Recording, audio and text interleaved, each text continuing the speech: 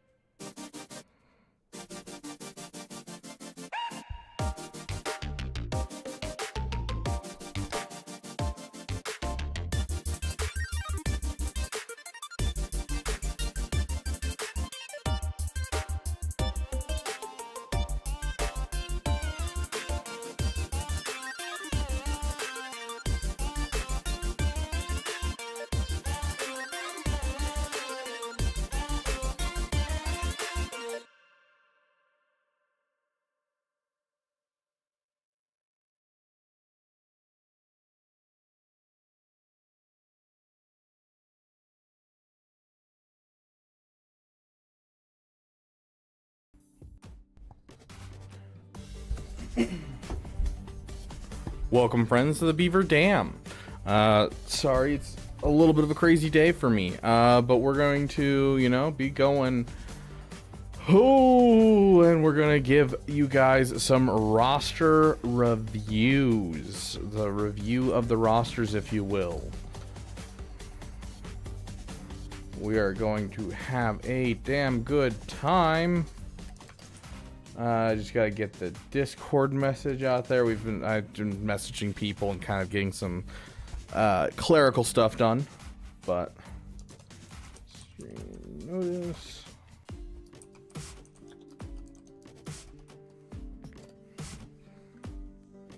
Okay, sweet. Welcome each and every one of you. This mic's a little bit of a weird spot for today, but it is good to see you guys. That's wild, Swigo gameplay. The Hyperdrive bundle is going to be $9.99 from the 16th of December for a limited time. Where are you seeing this? What's Mara's farming path? So it's hard for Mara to stay on track, especially when other people are involved, like specifically like PvP type of stuff. When you're around other people, she gets really excited, and so it's usually what she has to do is she'll go for a farm that is going to be vital for her roster, but then she'll have to go and do a PP farm and get herself a treat, and so that's why we give Mara so many treats on the channel. Graphic, welcome, my friend. Good to see you here on the channel for the first time. Darth Dragonwolf, I don't think I've seen you before either. Welcome, my friend. For 1 month, that's crazy. So go news on official Discord. Okay, I'll pull it up. Graphic, welcome to the damn community, my friend. Yeah, update Hyperdrive bundle. Here we go. Okay, hold on. Let's read this. I'm sure it's not going to be long. Hi, Hollow Table Heroes. Oh, hold on. I gotta figure out the right voice for CG. Hello, Hollow Table Heroes. For a limited time, we'll be reducing the cost of the Lightspeed bundle to $9.99. The Hyperdrive bundle unlocks a massive stockpile of gear, ability materials, currencies, energy, as well as instantly unlocking 73 characters and 20 iconic ships. Start following update on December 16th, 2024. End January 13th, 2024. Published 2 hours ago. Version 1.0. Very cool. That's actually awesome. I love this. I love the whole Tuscan meathead nonsense of like, he does his stupid art stuff, and I love it. Like everything's done in like MS Paint, It's so great. It's so great.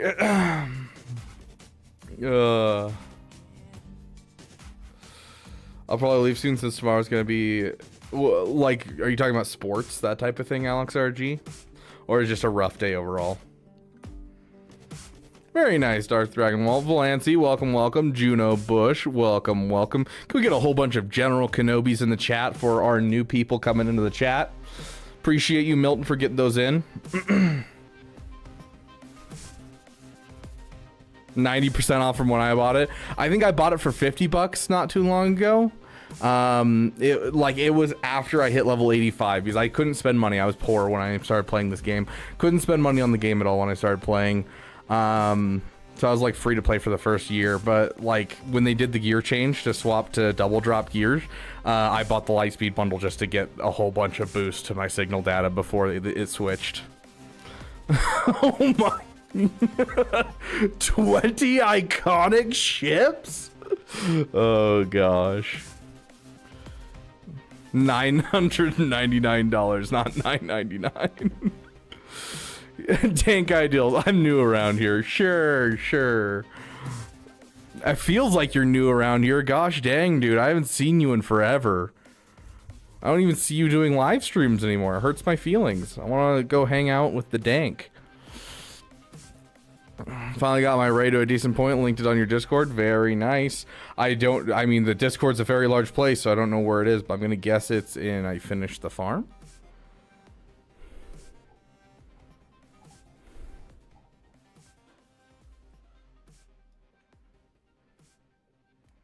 I'm not seeing it in the first couple posts, but so we'll go general. Okay, let's take a look at this. I'm gonna laugh when it's like, I got my raid to a decent point and she's like gear 10. My Discord's being funky right now.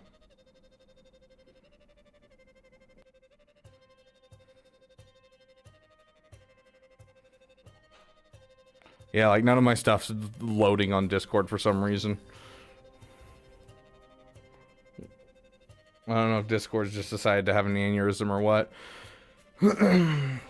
Being stuck for 2 hours of presentations, 20 minutes with my group, then exams for 2 hours, and another 2 hours stuck on presentations I can't refuse to go to. Dang, dude. Don't forget to announce scores. I will announce scores. Oh yeah, sure, dude.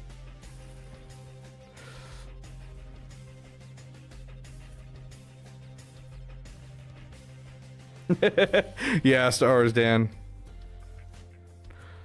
I'm a daddy now. Congratulations, Dank Ideals. That's huge. Got SLKR Rex done, but got the wrong Zeta on crew and have 0 Zetas on Hux, so I can't do the event. Dude, that Hux Zeta is vital. That is vital. Like, that.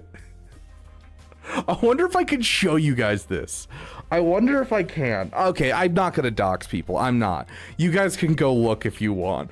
I swear, like a solid 10 to 25% of all the comments on my SLKR guide is, I have way more speed than your characters and I'm still getting rolled. And my response is always, do you have the Hux Zeta? And then I never get a response. And I'm like, it's almost like they were like, oh, I don't have the Hux Zeta. Hold on. And then they fixed it. It kills me every time. It kills me every time. Like, I swear, especially nowadays with the resurgence of Lightspeed bundles coming back, I've gotten probably 3 a week for the last month. It's been great. I didn't even see the early bird joke because I was busy. What early bird joke?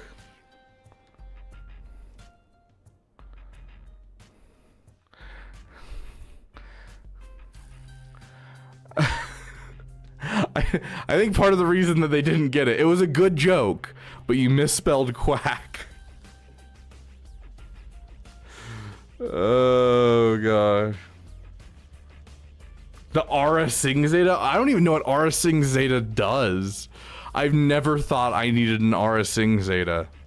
Because Aura Sing is literally just there to, you know, at this point, tank infinite turns. But like, oh my gosh. Whenever a bounty hunter ally defeats an enemy, they gain stealth. Oh, yeah, no. Never once have I thought, you know what, I should drop the Zeta on, on Aura Singh.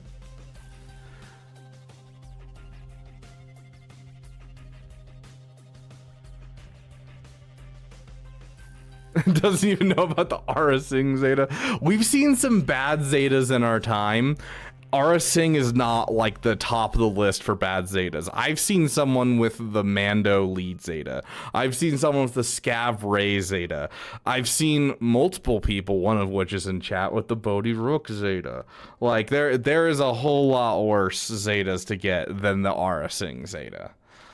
Like, at least you use the Aura Singh lead. I've seen the, what is it, the Jimmy lead Zeta. Like, Happy Mama's Day. Is it? No, you can't mess with me like that. It's not Mother's Day. Took me 6 hours to beat the tier 3 of the bow event. Dang, dude, you should have hit me up on Discord. I would have helped you through it. I don't know, Everin. I don't have any of those yet. I have the best Omicron in the game, though. In case you guys were wondering. I may not have any, like, the worst Zetas, but I do have the best Omicron in the game.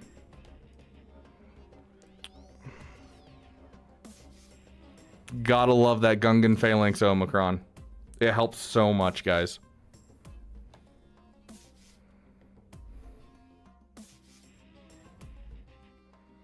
When Zetas first came out, I put one on Stormtrooper Han. I've been mad about that ever since, and it's why I hoard now. Dude, back before I knew what Zetas were, like, I didn't know how hard they were to get, because I had like 3, because I'd started playing the game, and then we hit like a couple anniversaries and a couple special events, and so I ended up with like 3 Zetas, and I wasn't even level 85 yet, and like I haven't even unlocked the Zeta event yet. And I was struggling with the CLS event, and so yeah, I dropped the Stormtrooper Han Zeta as well, and like Sonostaros got me so excited when she first came out, because I was like, oh my gosh, I can finally use my Zeta, and then Sonostaros fell out of the meta very quickly, and then I was like, oh, sad. Okay, well.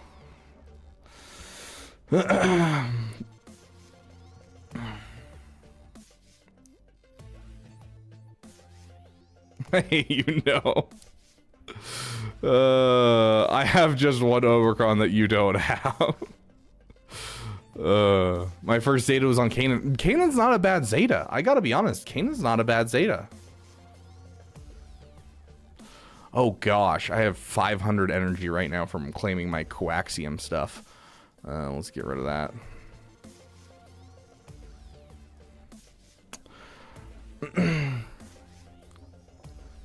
Bodhi has a purpose. In your roster, it does. R9 Wicket, but not good Ewoks team. Is that a rote requirement? I actually don't know. Oh, Mommy Mandalore's Day. Got it, Molly.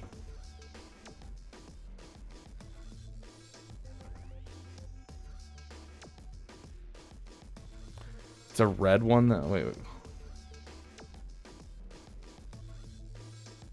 The Galactic Challenge, dude. The Galactic Challenge Zeta is so not worth it. I literally, someone donated $69 for me to apply the Phalanx Omi, and so I did during the Jar Jar event. That was the only reason that I did the Phalanx Omi, and now I'm in the, you know, I'm in like the top 100 players of the game to have the Phalanx Omi. Oh gosh. Oof, retro, oof. Carthomi, absolutely game changing. I'll take a look, Apple.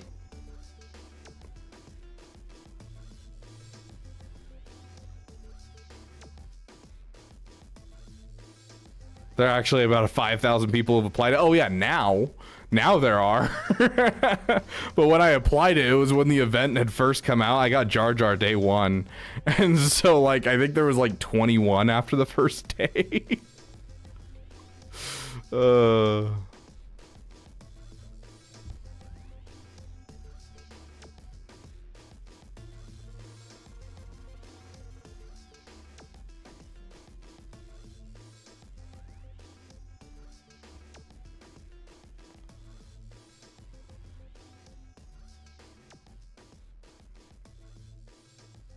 Heck yeah, almost relic Jabba's nice. First Zeta was Vader. Hey, that's a solid first Zeta.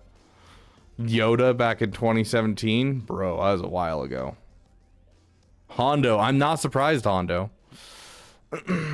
How do roster reviews work? Roster reviews work by going to the Discord. So our overall priority is people that have $10 memberships and above get a priority roster review, among other perks, if they are higher up, which we will be showing off one of your other perks today, actually. And so those are going to be number 1 priority. Number 2 are going to be super chats. Number 3 are people in Discord. And then number 4 are going to be people in chat. And I will be honest, we don't really get to the people in chat ever anymore, and so Discord's your best bet if you want a free roster review. We do have 2 priority roster reviews from our members to do, but besides that, we are pretty much open and free to go. So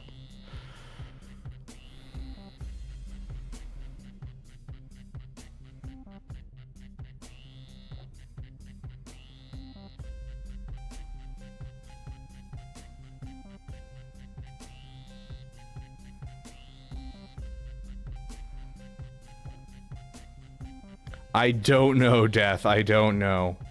Running rail and getting close to finishing Jabba Rex. It'll still take me a little bit for the ult. Should I save them for Jabba or just give it to Rey? Give it to Rey. Jabba does most of the counters he needs to do without his ult, whereas Rey gets countered really easily, doesn't really help in Conquest. Like, she struggles without her ult. I would give it to Rey first and then give Jabba his ult later on. Yes, reducing the Hyperdrive bundle to $9.99. Yeah, we talked about that. The Bosch Omicron is meta right now. I almost accidentally applied it earlier. I almost did, and I about had a panic attack. Oh, gosh.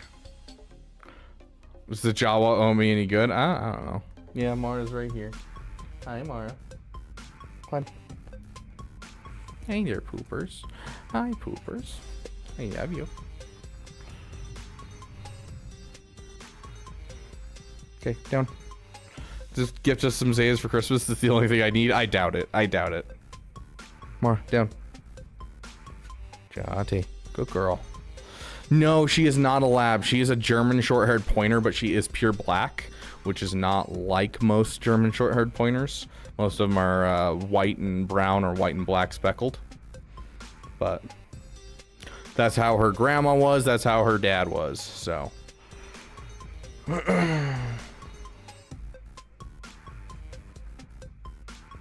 Yeah, so we will do here. I'll show you guys right now. So there is a section for roster reviews.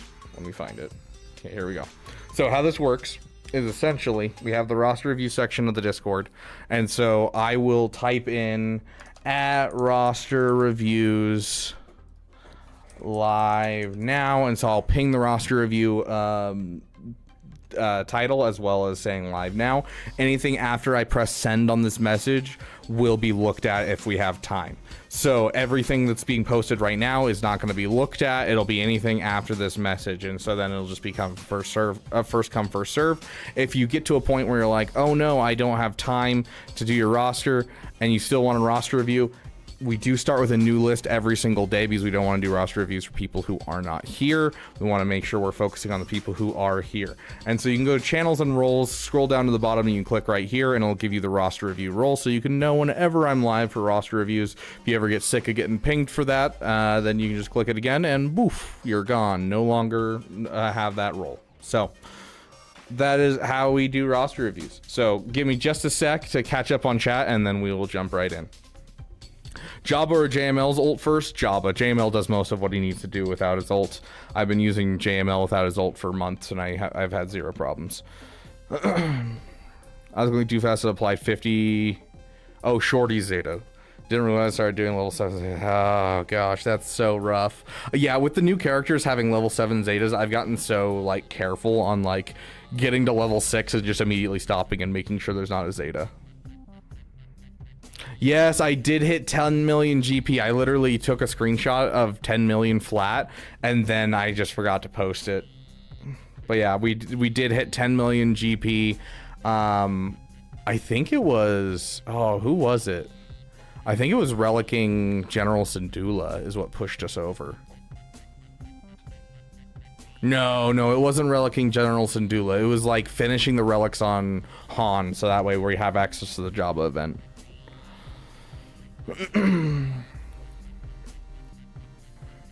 Zeta Lightspeed bundle, dude. Honestly, if they dropped like a Lightspeed bundle that was like $10 and it came with like 5 Zetas and it was a purchasable once, like a Lightspeed bundle, I don't think there is a single soul in this game that wouldn't purchase that immediately. Oh, Mara time and a Jar Jar mask. Okay, we'll bring up Mara Binks. We haven't done this in a while. We'll see how she handles it. Hey, poopers. Chair. Yeah, you know what the chair means. Hey there, poopers. Hey there, poopers.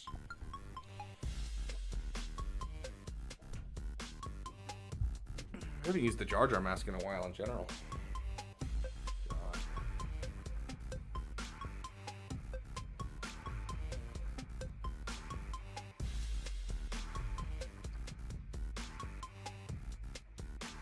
There you go. Good poopers. Jolly. Good girl. Who's your good poopers, huh? Who's your good poopers? Your eyes line up to the nose holes perfectly, and I never noticed that. That's hilarious. Hi there, poopers.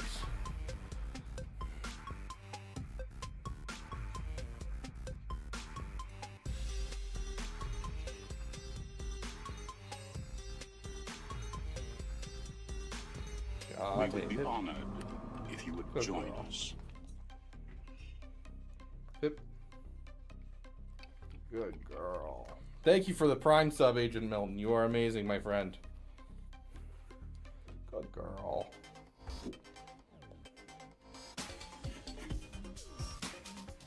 Down. Auntie. Good girl.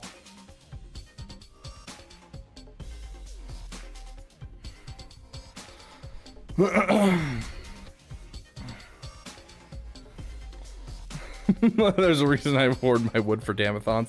Is it because you can make me chug anything that I want to enjoy every single day, Grax? Gosh dang.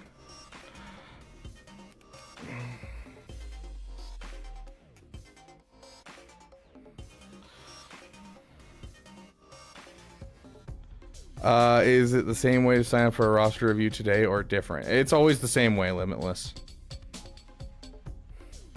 Overall for roster reviews, if you want a priority roster review, it's anything more than $1. If you donate $1 where you don't have any text in it, I just assume that's you want to feed Mara a treat money. And so I bring Mara up here and I give her a treat. But if you got $2 and you drop it out there and get that message out there so you can put in your ally code, then you get a priority roster review. Why would you do that to her? She's a good poopers. She's a good poopers. Mara is one of the most mild-mannered dogs you'll ever meet. She is such a good poopers. Like, she is a ball of anxiety that loves to cuddle. That's animal abuse. If I could have only one character at Relic 9, who would it be? Dude, the one that I've been just dying to apply is Darth Bane. I have wanted to apply the Relic 9 to Darth Bane since I got him unlocked. He is the greatest PPR9 for me that I just have not been able to pull the trigger on, and I really want to.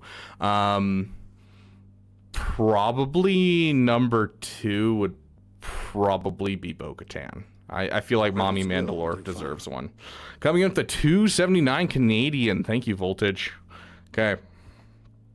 Do you think they'll bring back the Chewy bundle? Eventually. I don't know if it'll be soon, but eventually, yes. I think all bundles will come around.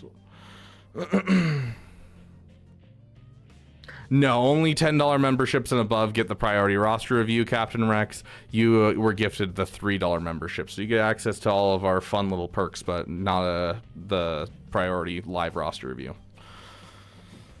Okay. R9 SLKR and Darkside Ray. That's your job, dude. Okay. I am going to start. They are better than BKM and Bane. I disagree.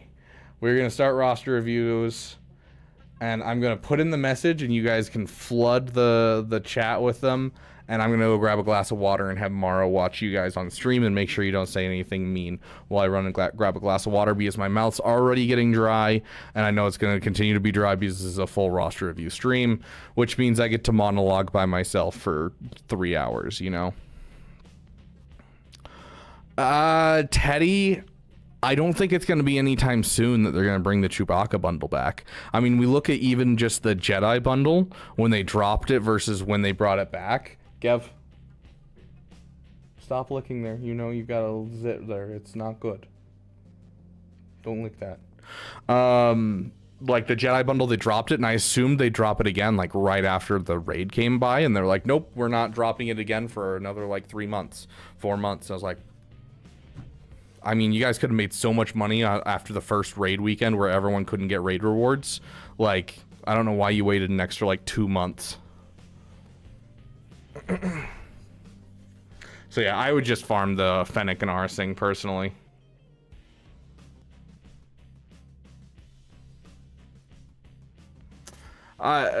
Basically, Grax, I need to go and I need to edit my YouTube stuff because Twitch is annoying and doesn't let me choose prices, and so I do it the same way essentially, but they're just a little expensive, more expensive on Twitch, which is sad. Okay, anyways,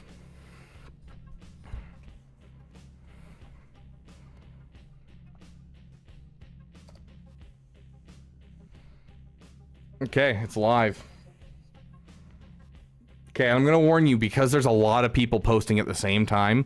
What's on my screen may be different than what's on your screen, because you guys have to send it over Discord, and then it has to get to me and come into my PC. And so because of that networking, maybe you have slow internet, maybe there's a glitch with your internet, it might be off a little bit from your list. So your message might be in a different spot. So keep that in mind. Don't yell at me. I'm going straight off of the Discord.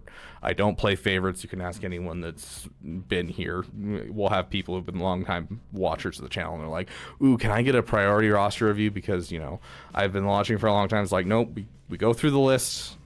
We make exceptions occasionally if there's someone who's just like, hey, I really need this before I go to bed. And that's about it. And we do that like once every 6 months. So out of Palps, Kylo Ren, and Crew, which is the best at Relic 7? It depends on how much you're willing to invest in if you have an SLKR. Or not an SLKR, a Star Killer. If you have like the Zeta for Kylo Ren, he can solo some teams. If you have Star Killer, Palps is going to be the natural pick.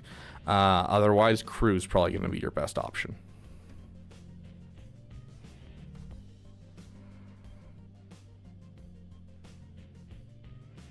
Yes, Graphic, I see you're hydrating. I need to go grab a glass of water anyways because I'm dying of thirst. Only Bombardment, welcome, welcome.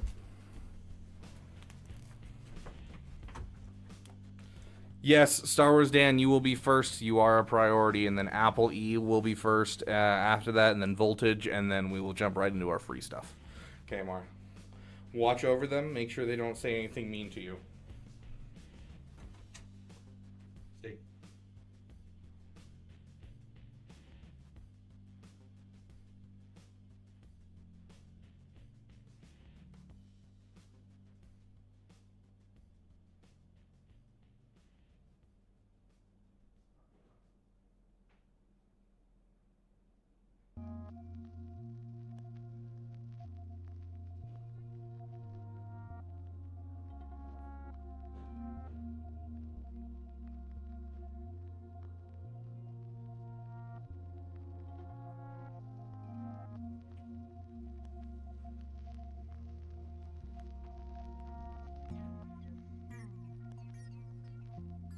Did they say anything mean?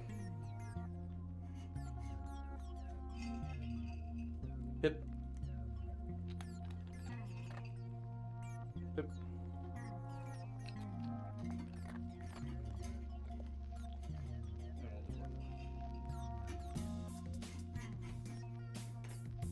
Paw. Jate. Other paw. Mara. Other paw. Other paw. Jate. Good girl. Good.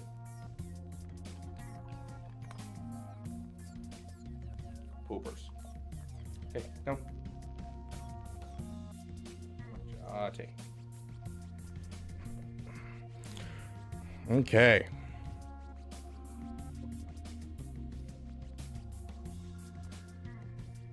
Oh, definitely haven't drank enough water today.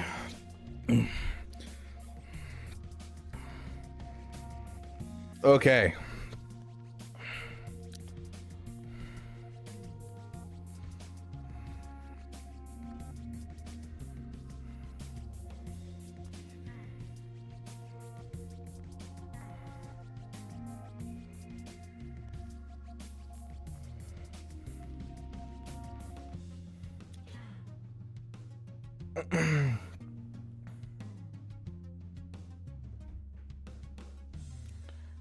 Okay, let's see. Star Wars Dan, go ahead and drop your ally code and we'll jump right into yours. Oh.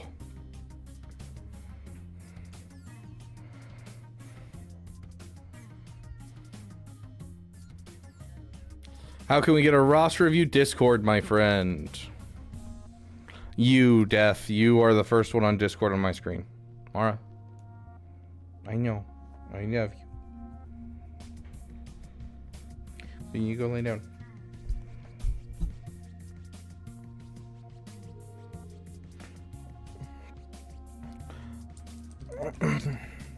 Okay, there's the Discord link for you. Okay. So we're gonna do this a little differently. We'll actually open up this. Boo boo boo. So go.gg/p/.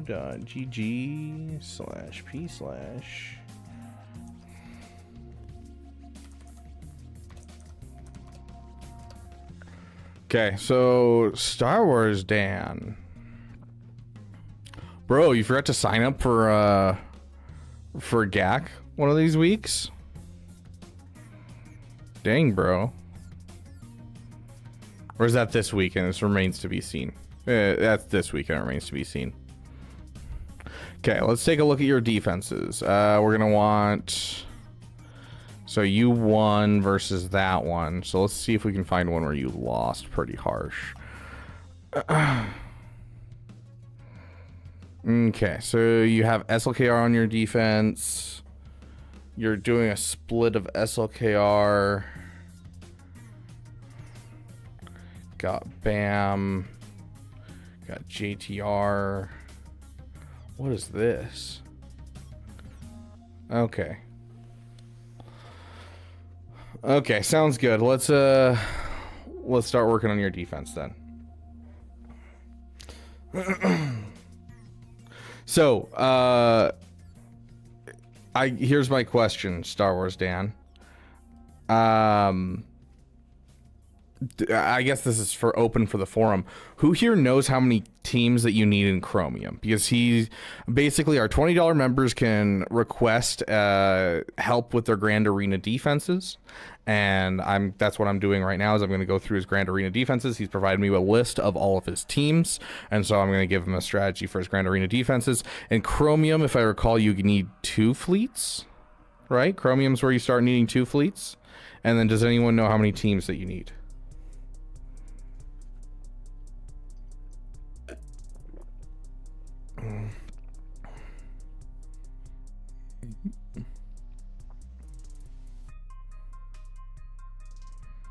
Two fleets, 8 teams?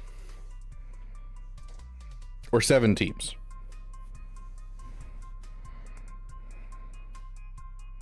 I don't know. It's been doing that. I mean, we've had asset problems in the PC client ever since it came out. I don't know why it's doing that, but it's been doing that.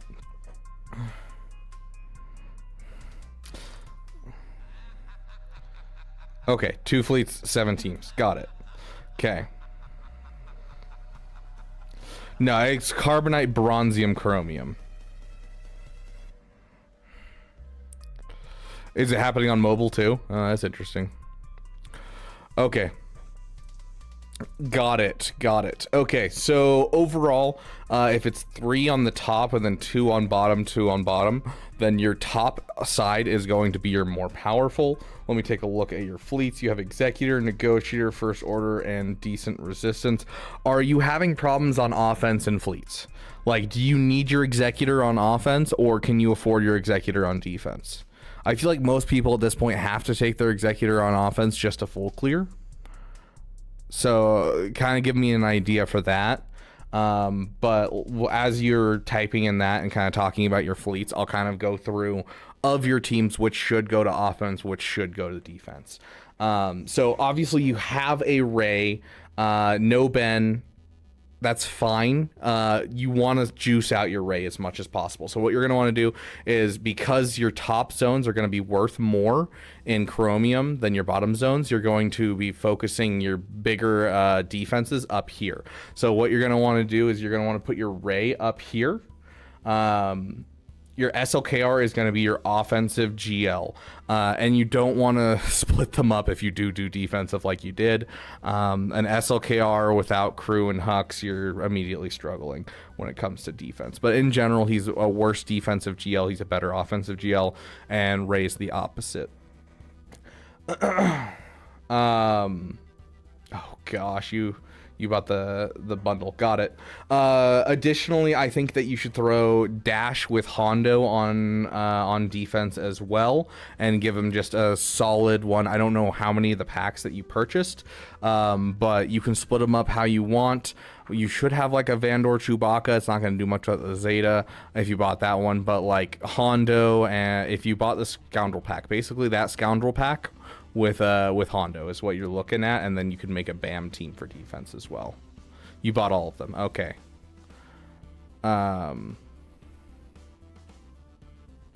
Clearing either side completely.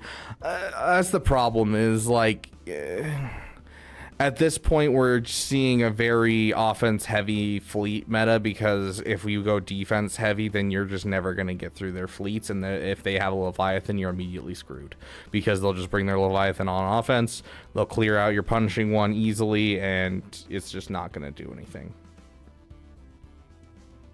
Yeah, so I would drop your fleets, and I would make your top zone your more powerful zone. Try to keep him out of your top zone, because you need that Executor on offense to get your little push overall. I wouldn't do L3, James. I do like where you're thinking, but I wouldn't do L3, and there's a reason for that. Instead of L3 Kira, especially without the Vandor Zeta or the Omicron on Dash, which I doubt he has, I would probably do Dash, Hondo, Vandor Chewbacca, and then IG-11 and Queel. And then for Ray, I would do Ray, JTR, Holdo, BB-8, and L3 out of the Lightspeed bundle stuff.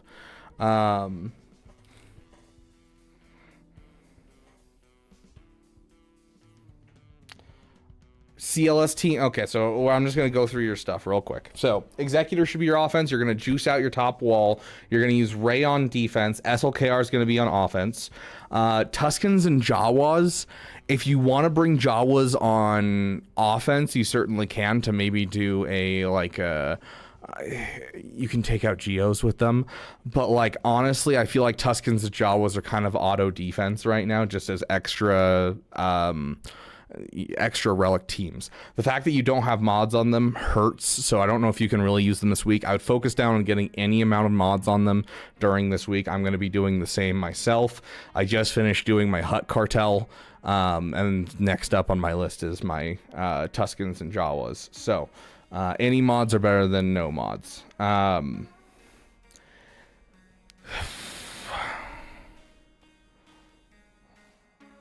I don't think Afra is worth throwing on defense at low gear. She does get a bonus turn at the beginning of the battle, but she will be easily killed by CLS and other teams. I don't think she's going to be great unless you relic her. So I'd leave her on your offense, but if you're begging for a defensive team, then throw her on there. I do think making 2 scoundrel teams, one with Bam, one with Dash, is a great idea. Give Dash the better stuff. Give Bam the just excess to basically try and, time out Imperial Troopers and give it just another team to go through. CLS and Bosk Bounty Hunters are both offensive teams. I hope your Bosk team is modded correctly, but overall that's how it works. Zori team and Phoenix Krex are 2 that I would hide in the back wall. You have a low gear Krex, you have a low gear Zori, meaning they're not going to be like the best thing in the world, but Zori can still get you a ton of holds. And so I would probably put both of those in the back wall, as well as you have Imperial Troopers, but it's only the Lightspeed bundle teams. You don't have a full Imperial Troopers. I would throw them with any gear level Iden Versio that you happen to have and throw that on defense. Star Killer is going to be offense. Night Sisters with a gear 11 Marin, if you haven't invested Zetas in them, aren't going to be great. So your top wall is going to consist of Qui-Gon, Omi, Rey, and then Dash is what I would go with for your 3 defensive teams on the north wall. And then back wall are going to be Zori and Phoenix. Front wall is just going to be whatever you have left, whether you want to do Tuskens, Jawas, just anything to bait out and have like a good solid team going there. And then maintaining as much as you can on offense. And so that's SLKR on offense, CLS on offense, Bosk on offense, Star Killer on offense. And then you also have Mon Mothma. You also have your 3 solos. That's what I would overall do. So don't just kill your defense, or don't kill your offense overall. If you're feeling pressured on your offense, take a couple of these teams off of defense. But overall, those are the teams that work best on defense and the teams that work ideally on offense. Offense is the meta currently, but that's what I would do. As for your fleets, Executor on offense, it is an offensive meta right now, especially with the fleet meta in shambles. You're not going to get many holds because if someone's coming in with multiple GL ships, you're already kind of in a screwed spot. So I would take the Executor on offense. It's what I've started doing. It's helped me get some wins. So I would definitely take the Executor on offense. As for what to put on defense, definitely Resistance. And I definitely would throw in that comeuppance. Even at 4-star, it still does most of it what it needs to do. You don't need it at 5-star, 7-star, or anything like that. 4-star, it's still going to do crazy things for that fleet. So I do highly suggest that. You just have to make sure that the Star Fortress is not in the reinforcements. Because if the Star Fortress is in the reinforcements instead of in the starting lineup, it will be called out before comeuppance. So make sure comeuppance is in the first reinforcement slot. You don't have like a clone sergeant in there, and you don't have a Star Fortress in your reinforcements. Otherwise, the fleet's going to get you significantly less holds. And then I would bring Negotiator on offense. And yes, this sounds bad. First Order on defense. We are neglecting your fleet defense hard. But that's just because the First Order is falling out of the meta pretty harshly. If you're seeing primarily one good fleet and then one poor fleet, switch out the Negotiator in the First Order, have First Order on offense and Negotiator on defense. But to start out, you're going to want to make sure that you're plowing through your opponent's defenses and causing as many problems for them as well. What's my GP? I'm at 10 million as of like yesterday, 2 days ago.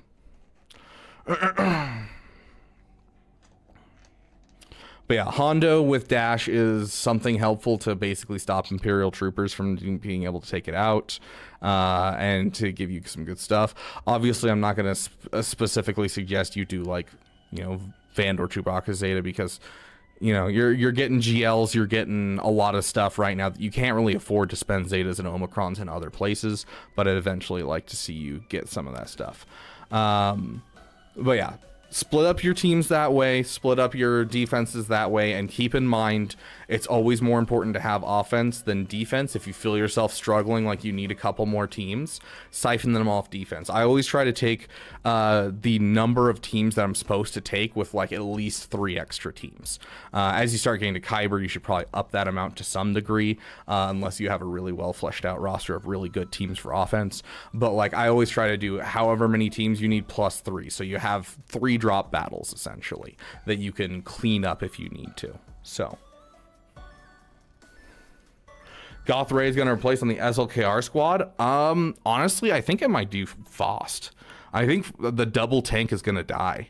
I don't think we need the double tank with her on the team. Because like I don't know, there's something real magical about thinking about the fast ultimate from Hux and First Order Officer with crew and then SLKR, and none of them can be killed until Ray gets rid of her ability. And that's going to get fast ultimate, fast recharge of abilities, which means Ray is going to be hitting her abilities more. I think there's a serious thing that I could definitely see there. I've been running SLKR, Hux, Foos, Sith Trooper, and Faust. Is that just to make a crew team? Because crew's usually the better one on that team. Faust dies too easily.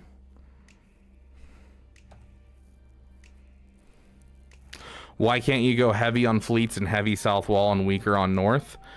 Because the fleet meta's in shambles. And so you could, but you're always going to get outweighted. It's been an offensive meta for a long time.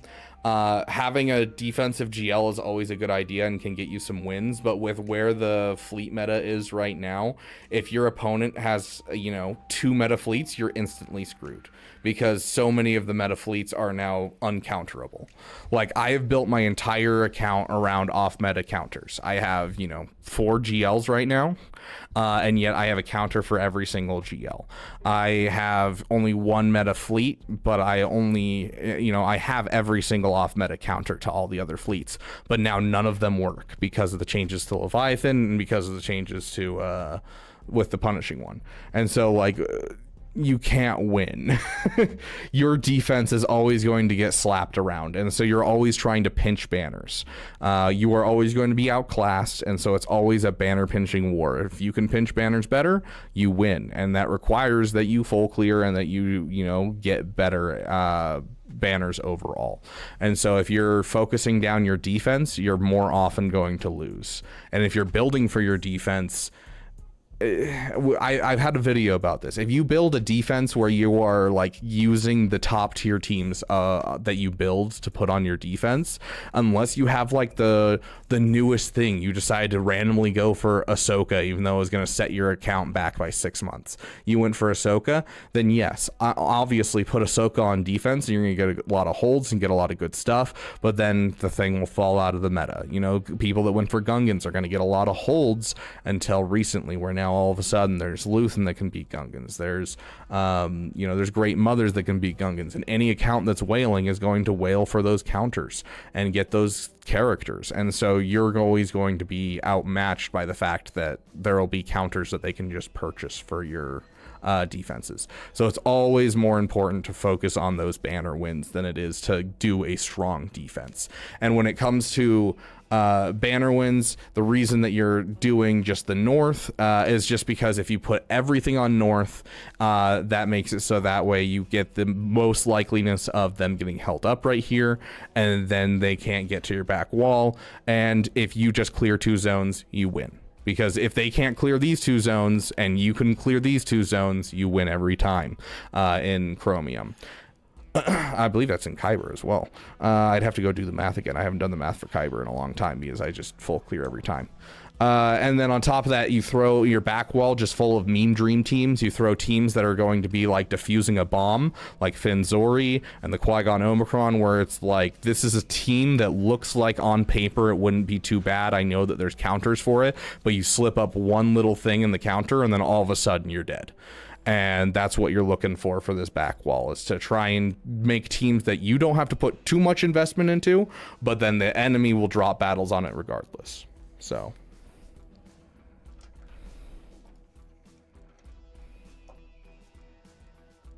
bottom actually has more advantage than top anywhere but Kyber.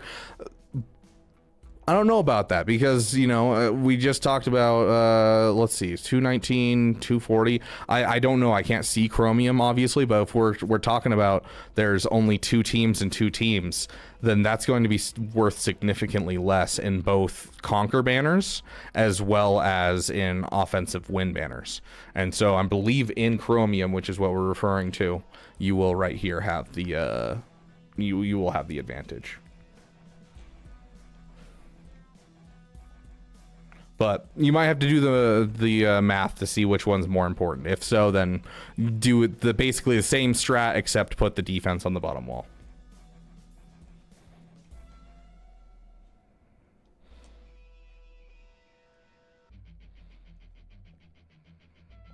R1 Treya can kill Gungans with Savage. Yeah.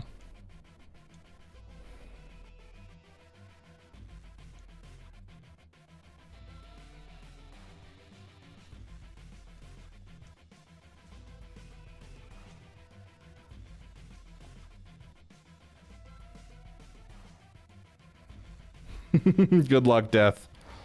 3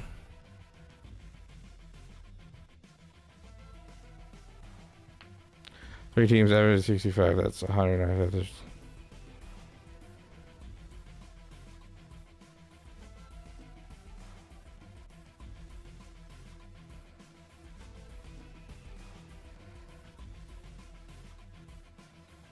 Yeah.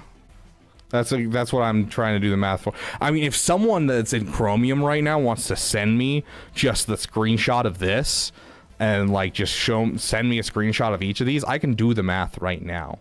I don't have it in front of me, and based off of the fact that there's 3 teams right here means the Conquer banners are going to be higher, as well as the offensive win banners are going to be higher, which is what I'm basing my math off.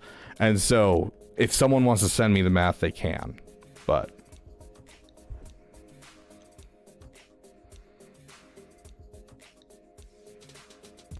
how do you become a member, Tyler Cox? All you have to do is you click this little button, show your support for Rabid Beaver, and you are able to become a member. It does have like a 50-50% glitch where it's for some reason, some people, it just doesn't show up on their phones, and so you have to do it through PC, but I don't know.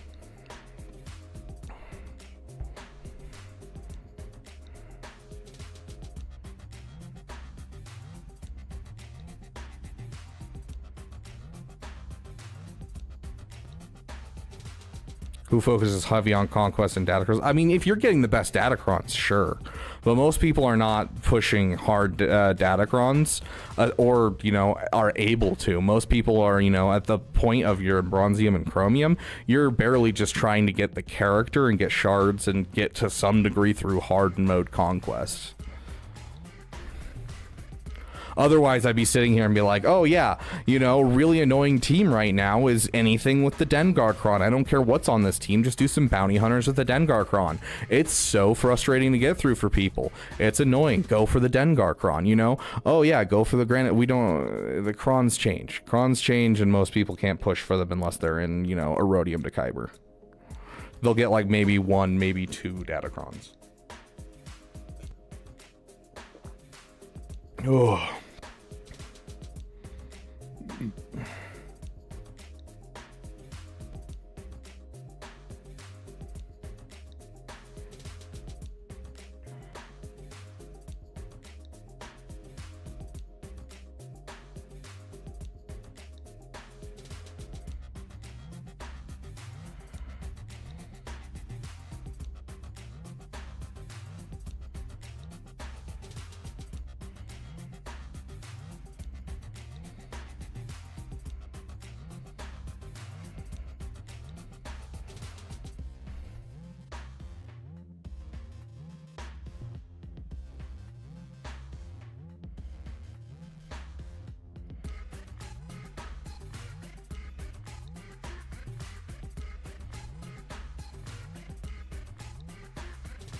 I didn't mean to click that. 396.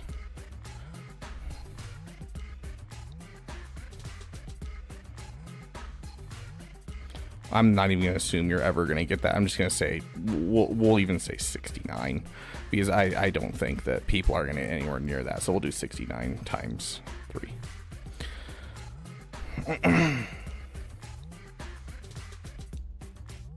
So that's plus 186 plus it was 230, right? Why get rid of the original number? I'm so confused. 69 times there's 2 fleets, it's 5, not 6, my bad. Plus 230 plus 186, 761. The ship zone plus the top zone are going to be worth more.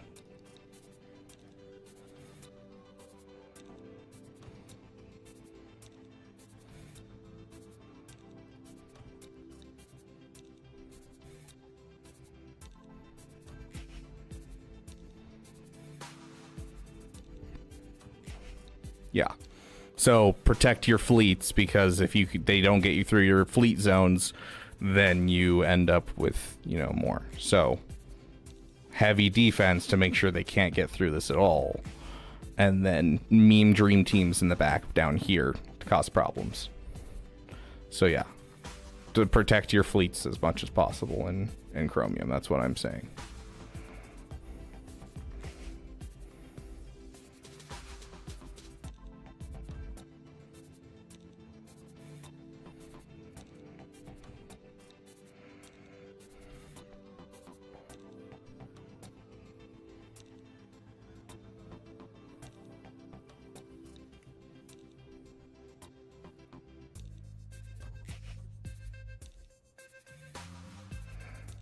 You guys realize we're talking about Chromium, right? This is, guys.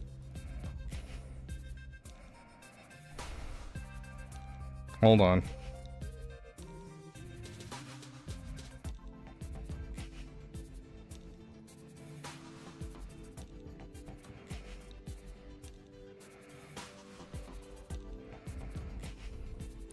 So 186 banners with 2 fleets. 69 times 3, because there's 3 character battles here. Plus you get 210 from the Conquer. Versus down here you get 180 plus 180, with each of these being only 2 characters.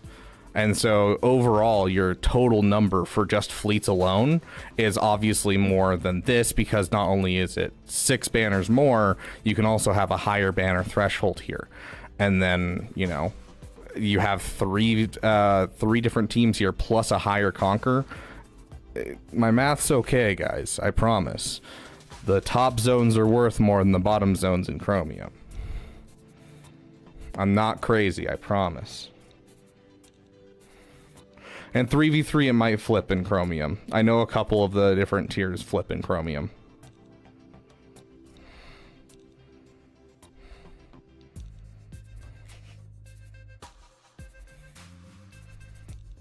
What's math? Yeah, I don't know.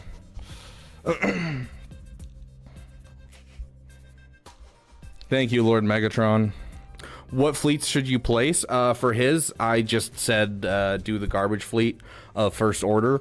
Yes, First Order is awful on defense, but you need to make sure you're getting through their fleets. So you're going to bring Negotiator on offense. If you're seeing a lot of garbage fleets on offense, and you feel comfortable doing First Order on offense with your Executor, then throw your Negotiator on defense. So you're using, Radis and Negotiator out of his 4 fleets.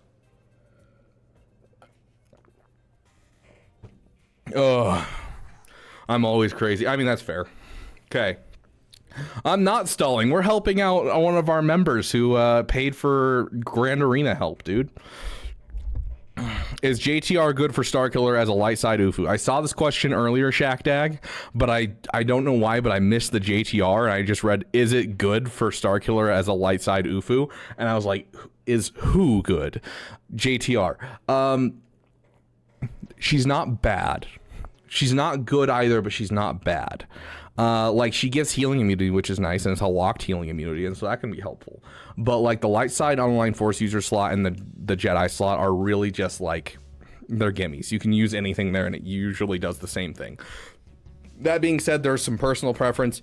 I love using Baby Cal as your light side online force user because he has some definite like showable benefits. Visas Mar has obviously showable benefits. On the Jedi, any Jedi tank does really well. I personally love if you're looking to slot someone in that you have extra, maybe use the General Kenobi. I do love using General Kenobi there, but hey, maybe you have a Padme squad using General Kenobi for, or you're throwing him with your Qui-Gon squad, then just use like Plo Koon or something like that. But as long as it's a Jedi tank, you're going to get full benefits from it, and light side online force user, as long as they have that tag, full benefits. Lately, I've been using my Relic 9 Ahsoka Tano Fulcrum that I got for the GLAT of requirements. It really doesn't matter who your light side UFU is, it just as long as they have that tag of light side UFU. Now, JTR overall, probably one of the better ones, but I wouldn't like to take that away from Rey herself because the dodging from JTR has gotten many a hold on me and many a hold from my opponent. So I'd rather not take a JTR off of a Rey team. But if you don't have Rey yet, might be a good use of your JTR. No, Heinricher, I think we've made the point, at least. I hope you guys understand. Just do the math. Whatever tier you're in Grand Arena, just do the math. Don't just automatically assume it's always the ships or it's always the bottom. Just do the math for wherever you're at. And just go and do the math really quick. It doesn't take long. We did it in like a minute after we had the data. It doesn't take long to do your math. Just do your math, see which one's more expensive, and put your biggest defenses on that side in front. That's just what's important, essentially.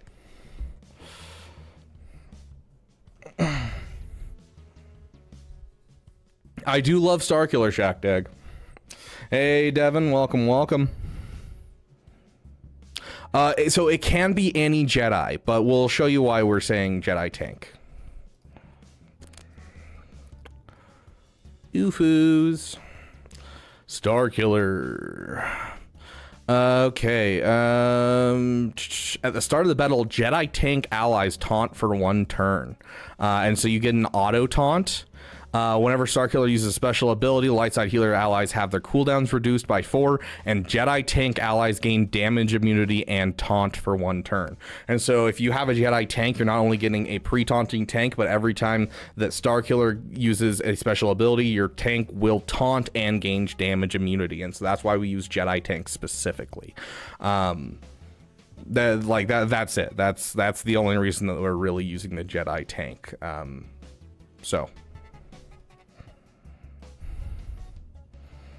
Yeah, Old Ben, General Kenobi, Plo Koon. Like, Plo Koon doesn't even have a taunt ability, but it doesn't matter because Starkiller forces the taunt, so you're fine.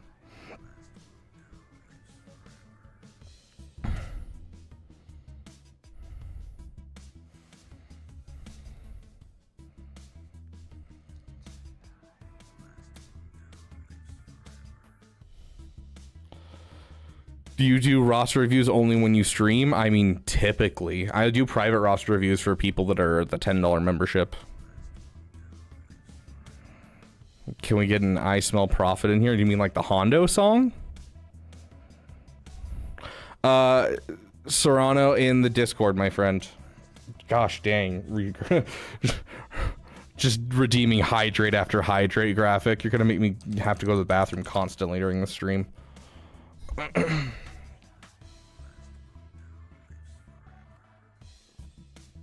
Al, please send me your ally code and what you're working on. You're next, my friend.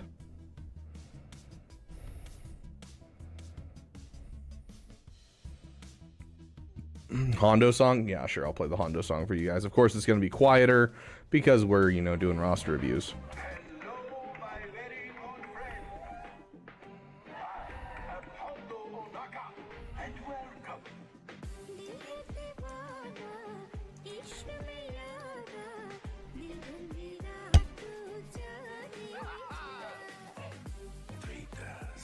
Sure.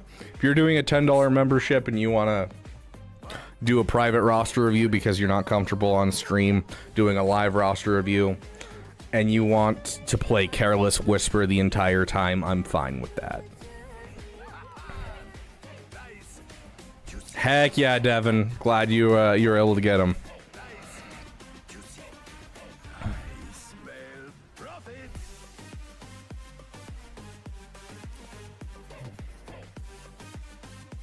Okay. And then after Apple E, we'll jump into our paid for roster review from... Oh, I'm spacing on the name. Why am I spacing on the name? Voltage, was it? Voltage? Yeah, Voltage. And then we'll jump into our free roster reviews, and we'll have the 5-minute timer for our free roster reviews, so we're going to be blasting through them as fast as possible and getting through as many of you guys as possible. Static, if you're having trouble with the Ray Ultimate event and you have at least a Gear 12 C3PO, I highly suggest not watching my guide. I know that sounds crazy, but I'd rather cause you less stress. My guide is made for people that have Lightspeed bundles, and that's it.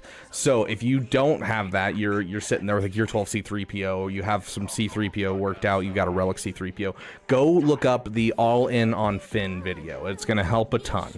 So yeah, if you have Relic 3, go watch All In on Finn. I haven't watched through the whole video, but I've heard so many good things about it, and I watched the beginning of it and I was like, yeah, this looks reputable, looks good. A lot of people have loved it. So go search up on YouTube All In on Finn. Malgus, Talon, Marauder on defense and 3v3, and then Darth Revan, Bastila, and Malak on offense. Yeah, I mean, it'll be 2 solid teams. Technically, Malgus can be soloed by Hondo with that lineup, but then again, I mean, how many people know about the Hondo counter for that and are like, they have the stuff ready to do it, because it does require a certain lineup. So yeah, on the bright side, you don't lose tickets anymore. It's true. Okay, Apple E, got a lot of farms ahead of me, don't know what to do. JML, JKCK, gas, other stuff. It hurts how much gas is being put on the back burner, because gas was like one of my first major PPs, and passion projects are very important. And so like, it hurts how much that gas is being put on the back burner. But like, I get it, because like he's kind of devalued at this point. Like, there's so many Zetas involved to finishing him. It's harsh. As for JML and JKCK, I hope you're after your JML, before your JKCK, you're finishing your Jedi Knight Revan. This is like, as soon as you get a JML, you need to have a Jedi Knight Revan relic. So I would do that first. JKCK, is that a PP, or is that something you're just doing because you're getting a JML, or is your guild pushing that? What are we looking at for that, Apple E?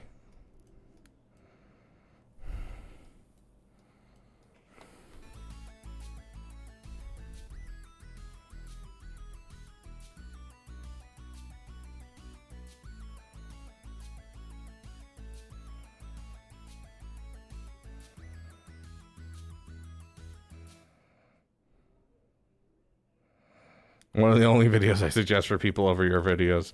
Fair. And I suggest it too. Like, the moment someone comes into any of my chats or comes into my comment section and being like, I'm really struggling, my first question is always, do you have a C3PO? And do you have time? If they have time, I'll take them through my strat, you know, over Discord and help them out. I've only done it a couple times because rarely people actually want help.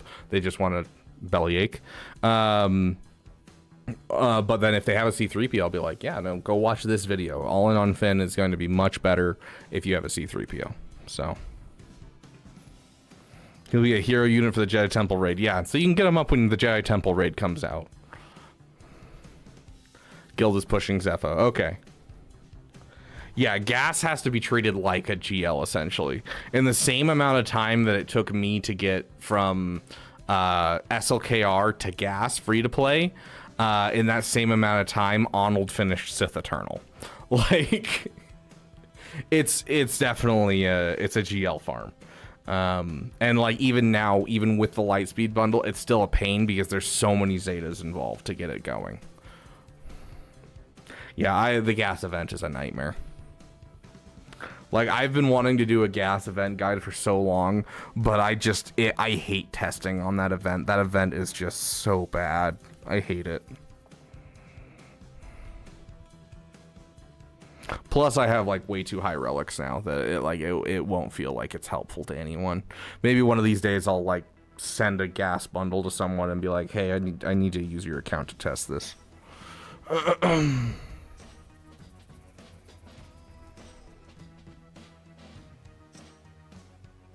Padme Team Grievous Team still just have all the Rex done accidentally.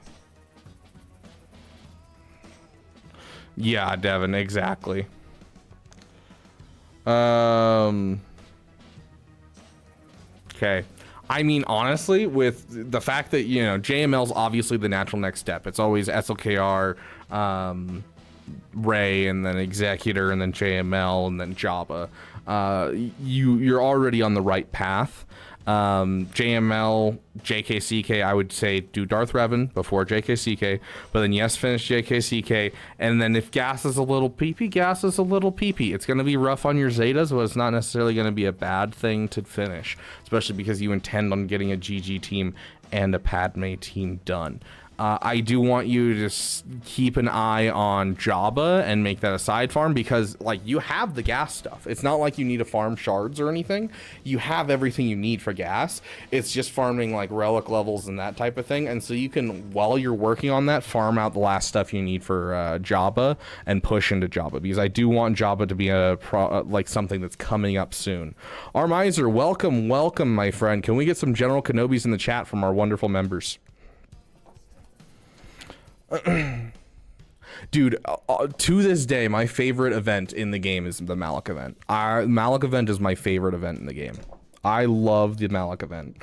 And it's not because there's any cool animations. My second favorite one in the entire game, for a completely different reason, is the Mandalorian event. The Beskar Mandalorian event is my second favorite. So number one is Malak, because it's so fun, it's such a puzzle, and it's so interesting to try and get it working, and it's not like super frustrating. It's just really fun puzzle to try and like work out and get done.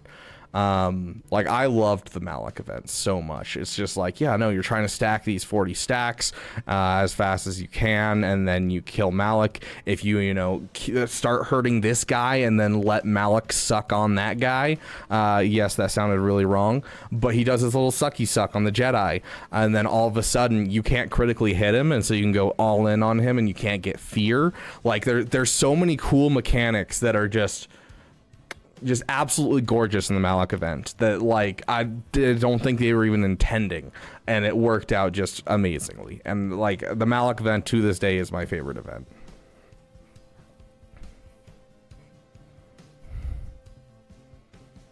Malak event nearly made me quit. Oof. But yeah, the Mandalorian event, the Beskar Mandalorian event, is just, the cinematics are great, and I just love the battles and everything. It was fun. It was not hard, but it was fun. Cue the event of the Arnold video struggling at the event at 6 a.m. before his job. I feel that, dude. I feel that.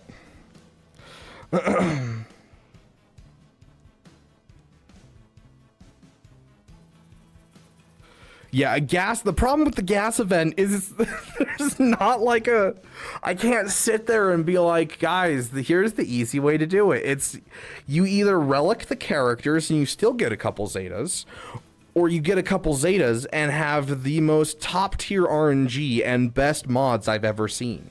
There's no in between. It's just awful. And so like I was just, when I was doing it, I was like, I don't care. I mean, these characters are pilots. These characters are, part of the Padme team. These characters are part of the GG team that I intend on getting up anyways. And I just relic 5'd at least 3 of the team on both sides. And so like, yeah.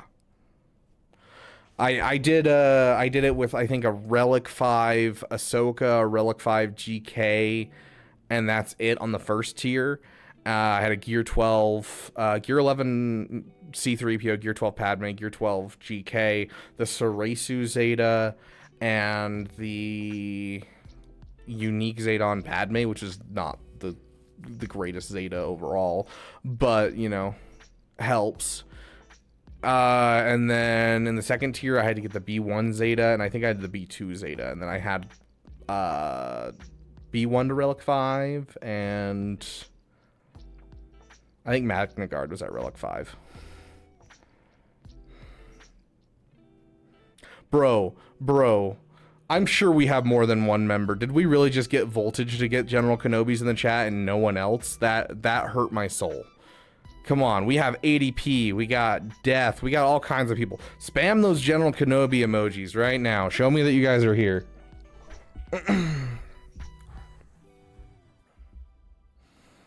Back in the day, I think the C-3PO event took me the most tries to finish. Yeah, probably me too, honestly. Yeah, I think C-3PO event was the one that took me the longest, just because I don't want to invest in the Ewoks. Dion,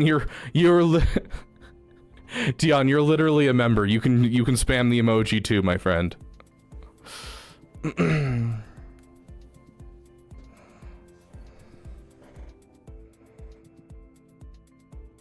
Yeah, the Snip Zeta is one of the biggest things. I still haven't invested in that Zeta because I don't care for the Padme team. The fact that it can get soloed by Malik and that it gets broken into the Qui-Gon Jinn team, I just never wanted to invest in it. Okay, but yeah, if gas is gas, gas is gas. After that, just keep an eye on Jabba. Make sure you're farming the shards for Jabba, and I want you to get Jabba next. After you finish Jabba, I want you to take a break for a bit. Finish the Traya team.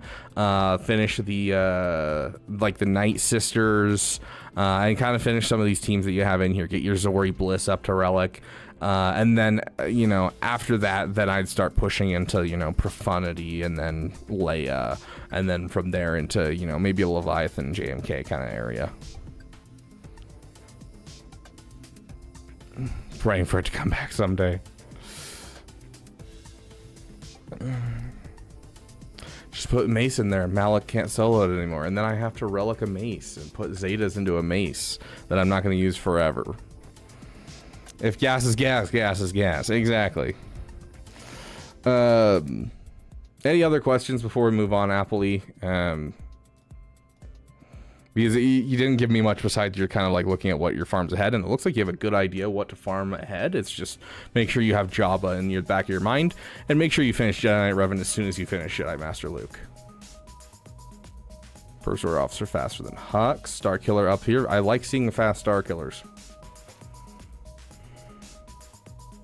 Han Solo's a little slow. How's your mod fall off overall?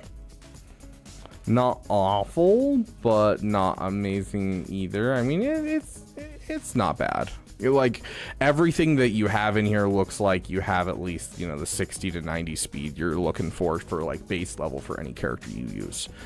So it looks like you have a solid idea of who should be fast and a solid idea of, how to mod.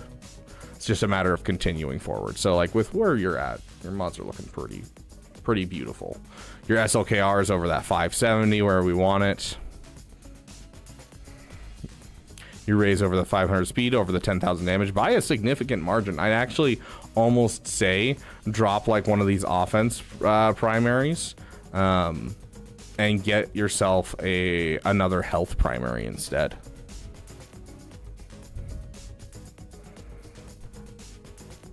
I did see the Hyperdrive promotion. I think that's freaking awesome. I think that the Hyperdrive bundle should be $10 at this point.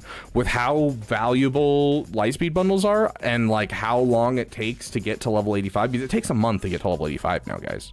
It shouldn't be how much it is to get a Hyperdrive bundle. So I think the $10 Hyperdrive bundle is what it should be from now on. And I think we'll see it $10 now, and then we'll give it 6 months to a year, and then it'll be permanently $10, just like they did with the $50 stuff.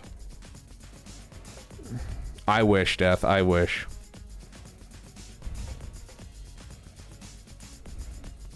Okay.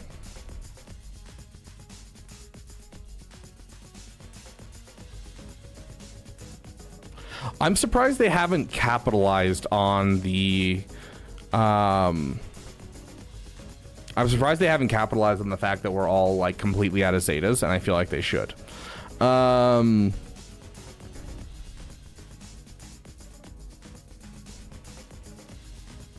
I think they could Iron Gear. I don't know if they would though. That's the problem. because they can drain you of money. They can force you to buy the Hyperdrive bundle to get to level 85, so that way you can buy the Lightspeed bundles. And so they're basically utilizing this thing dangling over your head of you haven't hit level 85, so you can't buy Lightspeed bundles. And so it's literally just like I'm going to purchase it just so I can spend more money. And so I don't know if we'll ever see that, as much as I'd like it. Shut up, ADP. We know you have every Zeta in the game and still have extra Zetas. Okay, so I went to go do Voltage's roster review, but I remembered Voltage, you put in your ally code incorrectly. So I'm going to need you to put in your ally code in the chat one more time, and we'll do yours, and then we'll jump into our free roster reviews.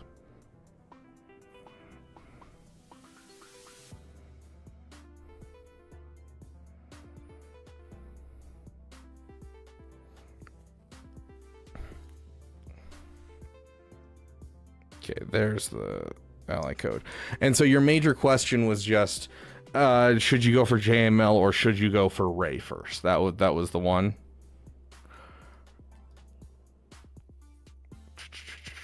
Let's look at your resistance first. So you're just missing BB-8. You already have the Relic 7. So you just need 2 more Relic levels and then 7 more Relic levels. You already have the Zori Bliss Zeta. Let's check your rebels. Okay, 6, 6, 5, 3.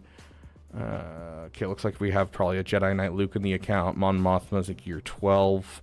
Okay, let's look at your Jedi. I mean, you've already invested the Omicrons in.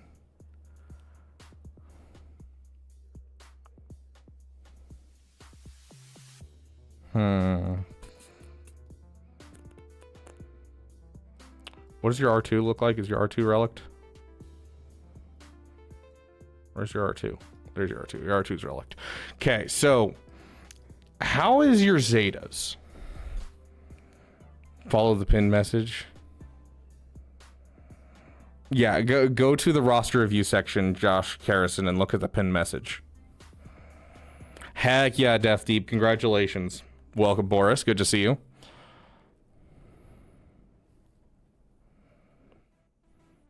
I hate when people say that, River.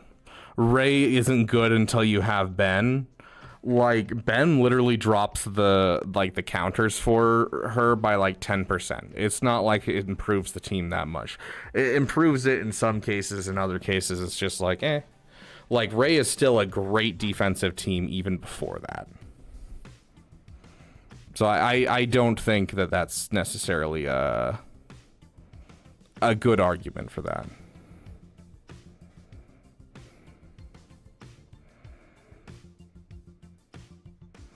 Pretty good. Just finished all 5 missing CLSs. I have 1 to spare right now.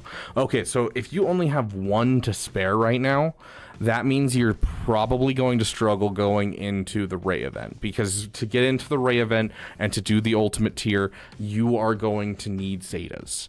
You are going to need at least 3 Zetas to pull it off. You're definitely going to need some Zetas on Ray. That's going to be rough. Whereas, as of this moment, the person who holds the record for lowest gear finishing ultimate on JML that has sent me a DM, because I do have a challenge going for whoever can do it the lowest now that people can't drop tickets, is gear 10. You can literally do the JML event at gear 10. And in fact, some of the Zetas actually harm you doing it at lower gear. And so if you're low on Zetas, I would say JML, because JML does almost everything he needs to do without Zetas.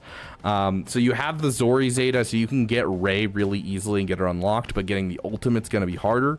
JML's a little bit farther away from you, but you don't need the Zetas to really make him work for most of his kit or to get his ultimate. And so I would say go for the JML, get the ultimate for the JML, and then get the Ray and immediately drop the ultimate from JML onto Ray, and then use Ray to go through her ultimate with her ultimate activated, and then it'll be really easy to get the ultimate for JML. So that's what I would do personally. I need to apply Zeta JTR's lead for the Ray event. Someone didn't watch my video.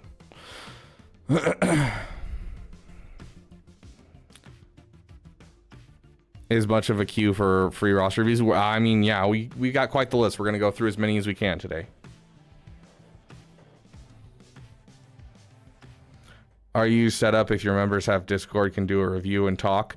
If you are a $10 member, then yes. $10 members, their roster review is a live roster review, so they can, you know, do a live roster review. So yes, but it's only if you have the $10 membership or higher that I do live roster reviews. Otherwise, you know, it's just normal. SLKR event, bare minimum Hux Zeta for his unique, and then the poke and the leadership for his event. You can technically do it with just like the poke if you want to. It's going to be a little harder. You're going to have to mod a little bit better, but yes, you can do it.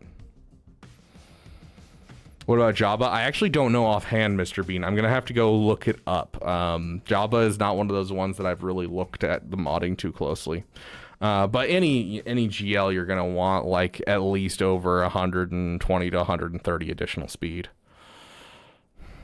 How much do you have to pay to do a live roster review? You can either do the $10 membership, or honestly, if you want to just pay $10 just for a live roster review right now, you can do $10. Or your equivalent of $10 US in whatever money is from your country.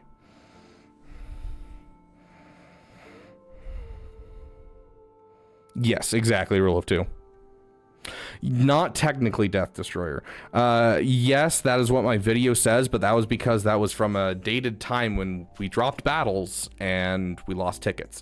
Nowadays, you don't drop battles for lost tickets, and so you don't necessarily need the crew lead because you can afford to lose. And so you might have to remod a bit, you might lose a couple, but you're going to still get through as long as you have the bare minimum Hux Zeta. Yeah, I just got Malicos as well this last Proving Grounds. It was the last Proving Grounds I didn't have finished, and he's going to sit there. In fact, you guys want to see my Malicos real quick? Sorry, Voltage, real quick. I did this as a joke. It's going to be great. It's going to be great.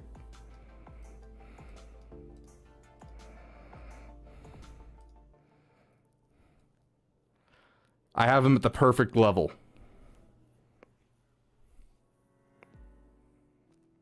Don't you guys agree it's the perfect level?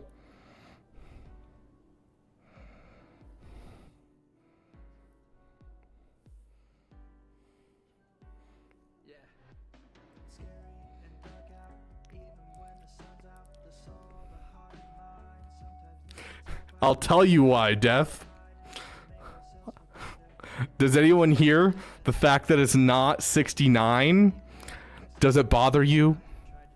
Does it drive you to the edge of madness? I literally did it just for that joke. Just so I could make that joke. I gotta be honest.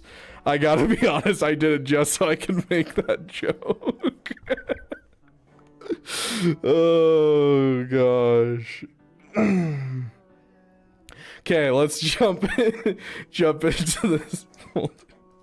Yeah, so overall Voltage, to answer your question, go JML first. It's going to take less Zetas. Then you can take the ultimate from JML, which will be much easier to get. And then you can get Ray unlocked fairly quickly after that. And then immediately drop the ultimate on Ray. And you're just overall going to get a more solid benefit top to bottom. And so that's the route that I would go for you. The fact that you're leaving such a good Ray counter on the bench drives me madness. That's the thing, though, is like, sure, it's a good Ray counter, but I have Starkiller, I have Luthen, like I don't really need it. And then on top of that, it's relicking up Seer, it's relicking up, you know, a full team just to make a Starkiller, a counter that I could do with Starkiller Luthen. Doesn't really feed into anything off the top of my head right now. So like, as much as I like the character, I'd much rather get the Jabba in my roster. I'd much rather get the Ahsoka Tano in my roster and the Profundity in my roster. And then after I get Profundity, I'll probably do Malicos. Okay, jumping into our list. We have like 1 or 2 people in here. Just one or two. I don't think we have many roster reviews to go through. It definitely doesn't say 37 new messages. Oh gosh. The more non-GL counters you have, the more you can put on defense. But that's the thing, is like Malicos is like the only it's the only off-meta counter I don't have, essentially. Like, I have a counter for basically everything at this point, and any GL I get from here on out is going on defense. Like, it's just how it works. I get Jabba going on defense. I get GL Ahsoka Tano going on defense. None of this is going to be like, I'm putting this on offense. All of it is going to be defense, because I've built out my roster full of off-meta counters that I don't necessarily need it. I'm just building my defense at this point.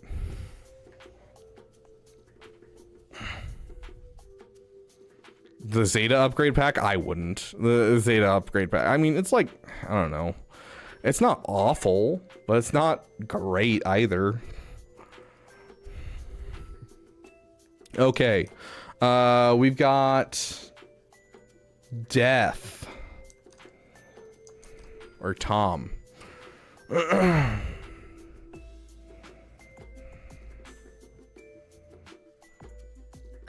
Please don't have an aneurysm. This was my dad's F around account. I need a lot of guidance.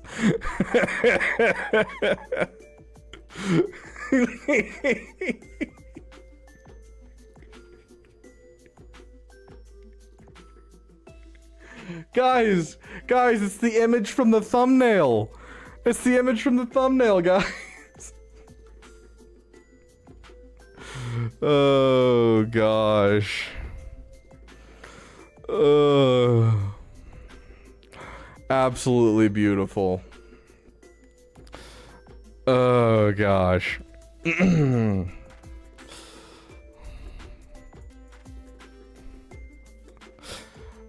Okay, so anyways, I don't know if that was like your dad joined a rote guild and got that up or something. I don't even think is it a Relic 9 requirement?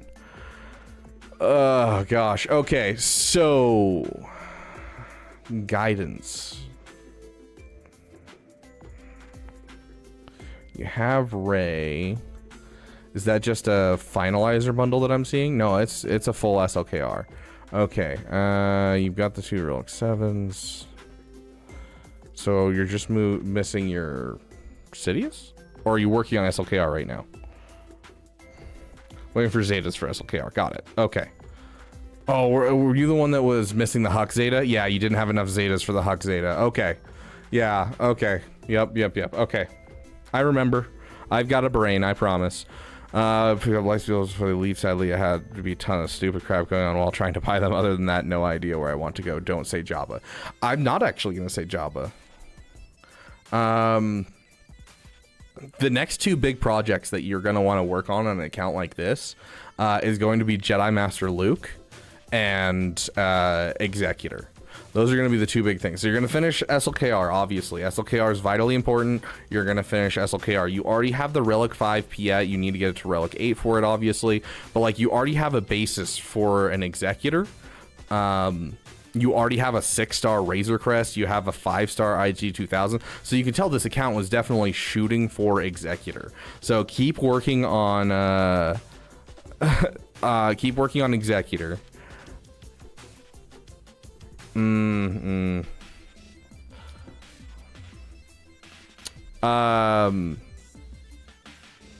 Yeah, I would keep working on Executor, and then I'd go for Jedi Master Luke. And the reason that I'm saying Jedi Master Luke, we mentioned this quite often on stream, but I know I don't know how often you watch the channel overall. But when it comes to the Lightspeed bundles that you have currently, You have Jedi Training Ray at Relic 7. You have Old Ben at Relic 3 of 5. Once you finish Jedi Knight Luke, which is breaking into the Rebel Trinity in general, you're going to have a Relic 3 C3PO. You're going to have to get Mon Mothma. You're going to, have to get 3PO and Chewie, but if you're building a CLS team, you better be getting 3PO and Chewie anyways.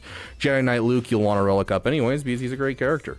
R2-D2 you'll have to work on. Han Solo at 3 of 6. Chewbacca 3 of 6. Rebel Y-Wing, I hope you're working on it right now. Princess Leia 3 of 3. Hermit Yoda 3 of 5. Wedge of Antilles 3 of 3. Biggs 3 of 3. Lando 3 of 5.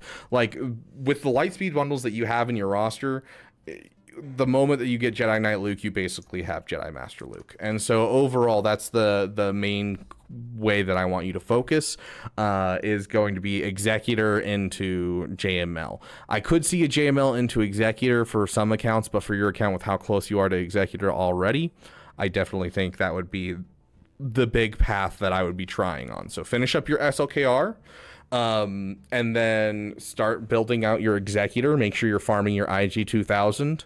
You're also going to want to make sure you're building out your Rebel Y-Wing if you don't already have it. Yeah, you already have it 6-star. Make sure you finish this up to 7-star. Don't leave it at 6-star. But yeah, finish your IG 2000 and get yourself a wonderful Executor going. And then after Executor, you're going to go straight into JML. You'll be in a really good spot from there. You can go through the Rebel Trinity, Jabba, Profundity, Leia, all that type of stuff. But with the Lightspeed bones you currently have, JML is definitely the best route to go. And it also builds you a wonderful CLS team. This team's so much fun in so many game modes. When I first started this channel, I would constantly get blowback of telling people to get CLS in their roster because it's such a good team. Because they're like, oh, but it gets cut out in Kyber 1. I was like, dude, how many of us are in Kyber 1? Especially now with the Kyber squish. Like, I still use the CLS team like every single GAC. Don't ask why the Gungans have all the Zetas, but CLS doesn't have any. As you said, it was your dad's F around account, and I think that's always a nice thing. That's something I feel like a lot of people are like when they start an alt account and they're like, what if I did my account, but we'll see how efficient I can be. I'm like, no, it's an alt account, do what you want. Like, I love playing the Beaver Daddy account that I have. That's the members get to choose where I farm, because like having Afra and then JKCK as my second farm is absolutely wild, and it's so dumb, but I love it. We get to pull stupid stuff off, like, using Hondo to kill Sith Eternal. Like, we don't get to do that on the main account because I'm not going for Afra anytime soon. And so I love that kind of stuff. So as an alt account, I definitely think what your dad was doing is not necessarily a bad thing for an alt account, and he's giving you a solid basis for an account. So you're in a good solid place to keep going. You have some meme stuff in here, and they're always going to bring a tear to my eye in a good way. Kind of like waking up Christmas morning kind of tear in your eye. But, keep going, get that Executor, get that JML, and you'll be in a great spot. But yeah, I would focus on the things that you're close to, which is going to be finishing SLKR, finishing Executor, finishing JML.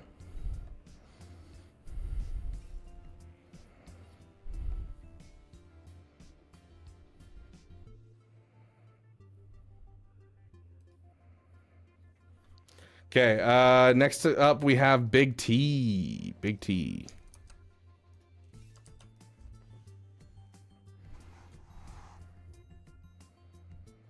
I could make an argument for Jar Jar.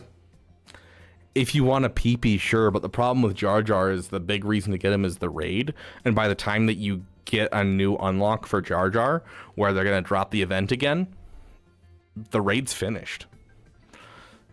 So as much as I'd like to say shoot for that Jar Jar, it's not going to benefit your account too much. Then again, a PP is a PP. There's nothing wrong with a little PP. Passion projects are very important, so. Hey, Big T. Cup Datacron when? We just had it, Iron Deer. We're going to have to wait for it to come back around. Okay. I completely forgot to put the timer on last time. We're putting the timer on. Okay.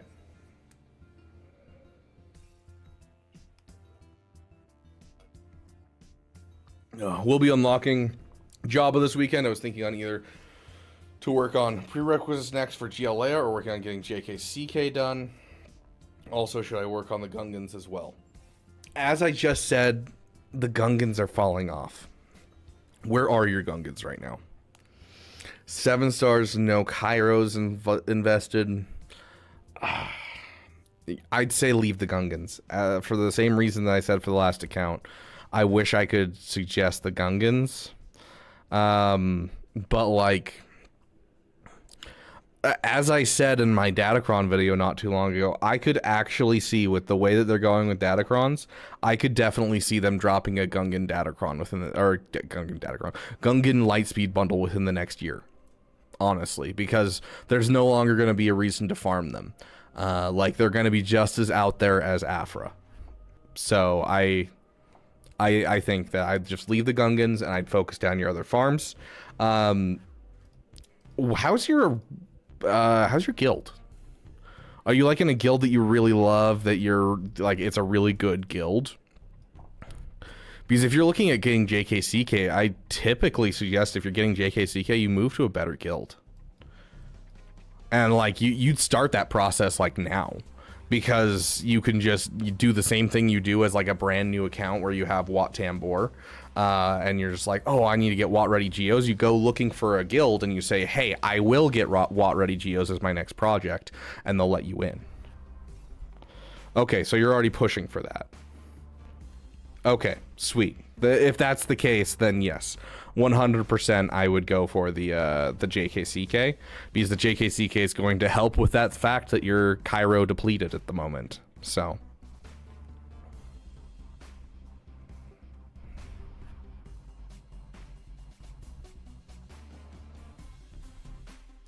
yeah, and pushing anything more than like Relic 5 into your Gungans isn't really worth it, because they are fairly easily countered in a lot of cases nowadays. I mean, you're Reaver ready, aren't you? I saw a whole bunch of Relic 7s. Was I incorrect? I just assumed you were Reaver ready. Yeah, you're Reaver ready, so you don't have to put any more work into that.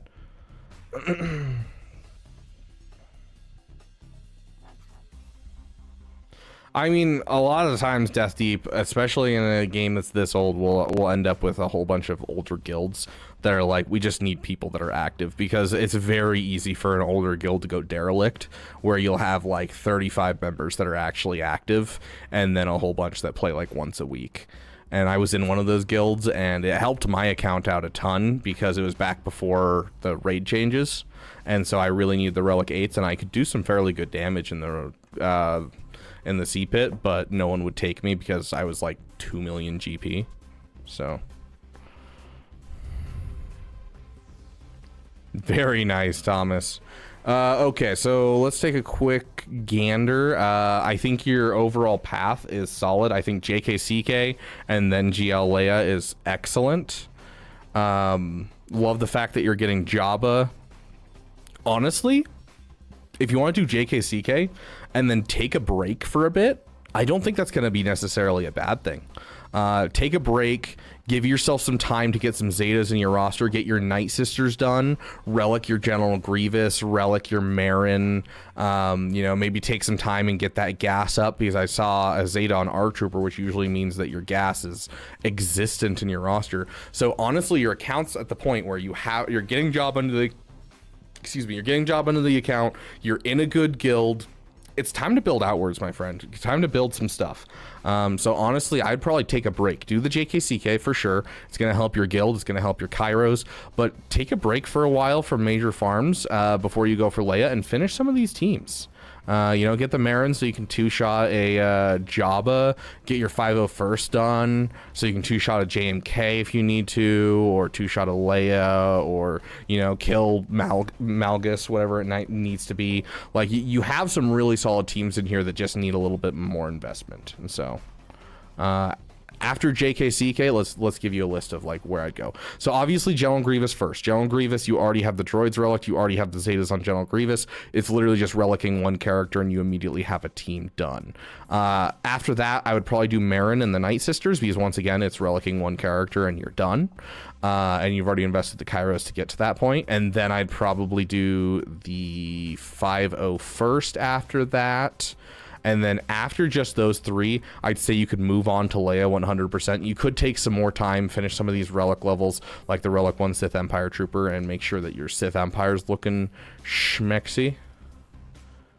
Yeah, so like, you know, getting your like Malgus up, I think that would be an excellent thing if you have the Zetas and Omicrons.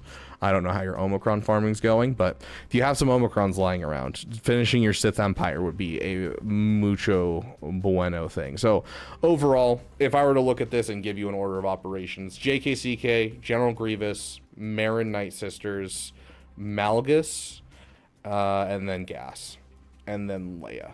That would kind of be my order of operations. I mean, I don't think that any character that is a unit that you cannot currently afford to take up sitting in your roster, I don't think that's ever a crime. I think the bigger crime is to have 7 conquest characters that you've already all taken to gear 12 and 3 of them don't have teams and all of them have at least 1 Omicron. That's a crime, and I've seen that way more than I've seen people do the whole, oh, I just have a whole bunch of them at level 1. That's the problem that I see most of the time. Put all conquest tunes at level 69. Heck yeah. Congratulations on the Malgus, dude. Yeah, it'll help your account if you can get them up.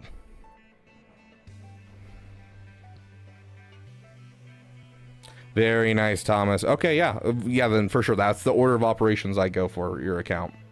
Like, I'm not super worried even about your ships. You're already up to two fleets. You know, you took the time to get a Scythe and a TIE Interceptor. Even though this is kind of falling out, it still shows that you are pushing for the fleet meta. You're not sleeping on fleets. So I'm not really worried about your fleets overall.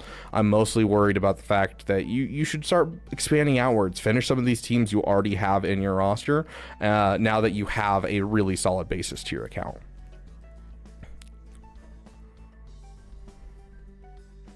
Okay, Sparer Fungus.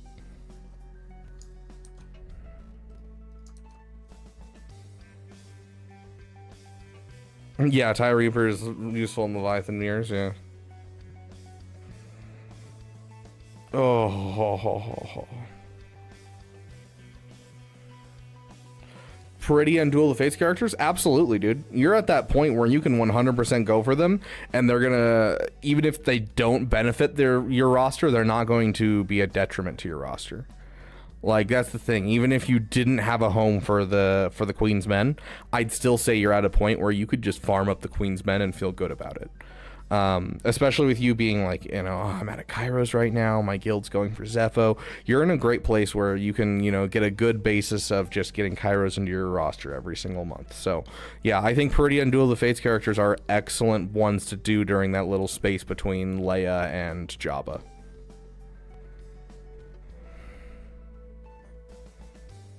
Heck yeah, Quentin Bernard.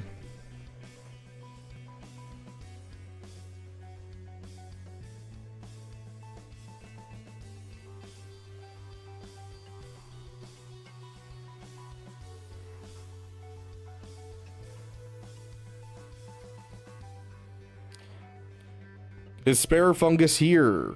Going once. Going twice. Congratulations, Caleb Wheeler. Going thrice. I have lice.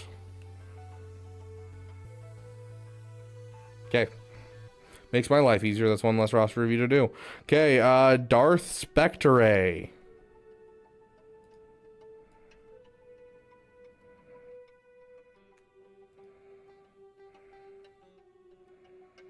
Is that how you spell Spectre in, like, Britannia?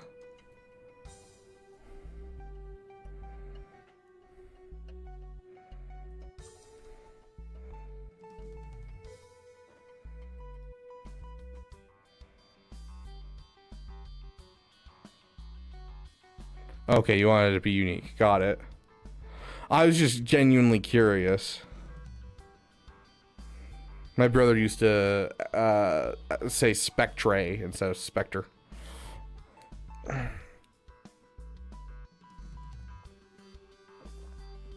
Ugh.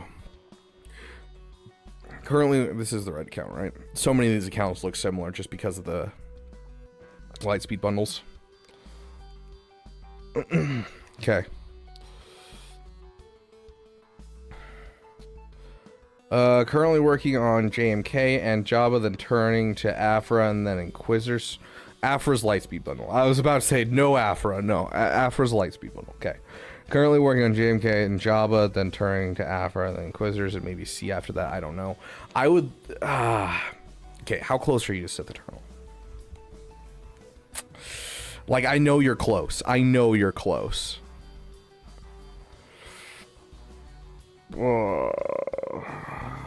Dr. Octagonopus Bois.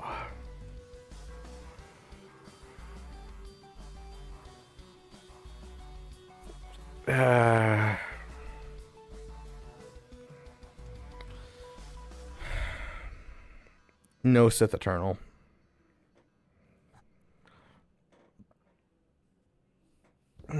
Yeah, he needs Darth Maul, Krennic, Royal Guard, Veers. He needs quite a bit. Only bombardment. Essentially, you have two options. You either do Razor Crest, Xanadu's Blood, and Punishing One, and that makes it harder for mirror matches, but easier for off meta counters. Or you make you do, instead of Xanadu's Blood, you swap it out for Houndstooth, and that makes it harder for off meta, but easier for mirror matches. And so it's kind of up to you which one you want to leave yourself open to more. Do you want to leave yourself open to, you know, off meta counters more and two shots easier, or do you want to leave yourself open to you know, easier Leviathan counters and easier meta counters, essentially.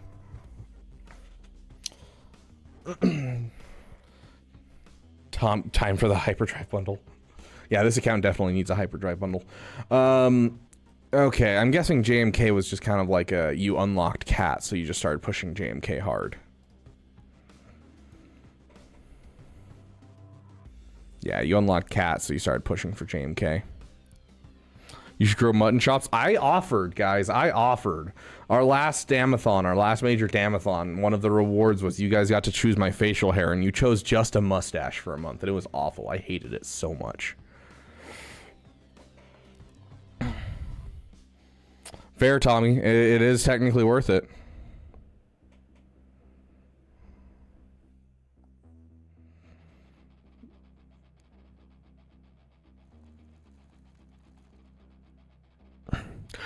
Hold on, Darth.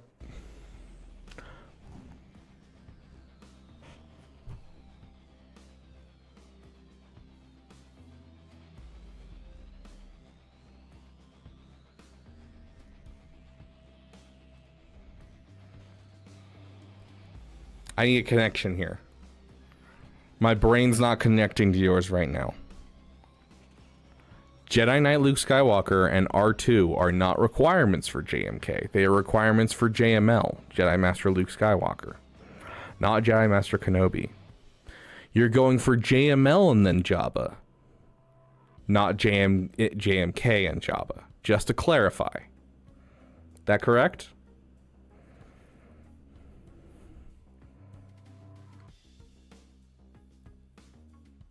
Okay. Now it makes more sense. I was looking at JMK, I was like, if it's a PP, sure, you probably have a Cat, and so you started going for it. I guess I see it. But no, if it's a JML, then yes. Yeah, I 100% get where you're going with your account. Okay. That makes more sense. That makes so much more sense. Okay. I forgot to put on the timer. It doesn't matter. We'll just do a quick roster review. Okay, so you're going for JML, you're going for Jabba. I like the route you're going. It's solid. Afra, sure. I definitely think that should be after you finish your GLs. And then Inquisitorius, is that for your guild? If it's not for your guild, it's not worth it. So is it for your guild? Or are you planning on leaving your guild and finding a new guild? It is for your guild. Okay.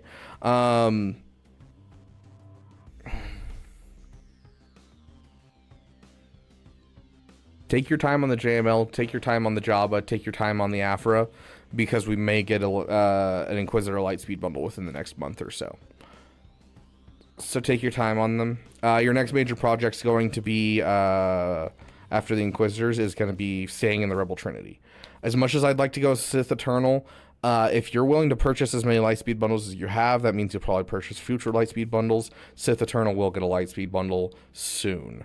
I'm going to guess right as the raid finishes, we're going to get a Sith Eternal Lightspeed bundle, because they don't want to give us Sidious and Maul, essentially. So give it until after the raid ends, and then we'll have a Sith Eternal Lightspeed bundle in the game. And it's not a good farm for a subpar GL. Yes, I use them every GAC, but typically it's just to kill like a Malgus or something like that. I rarely use them against other GLs.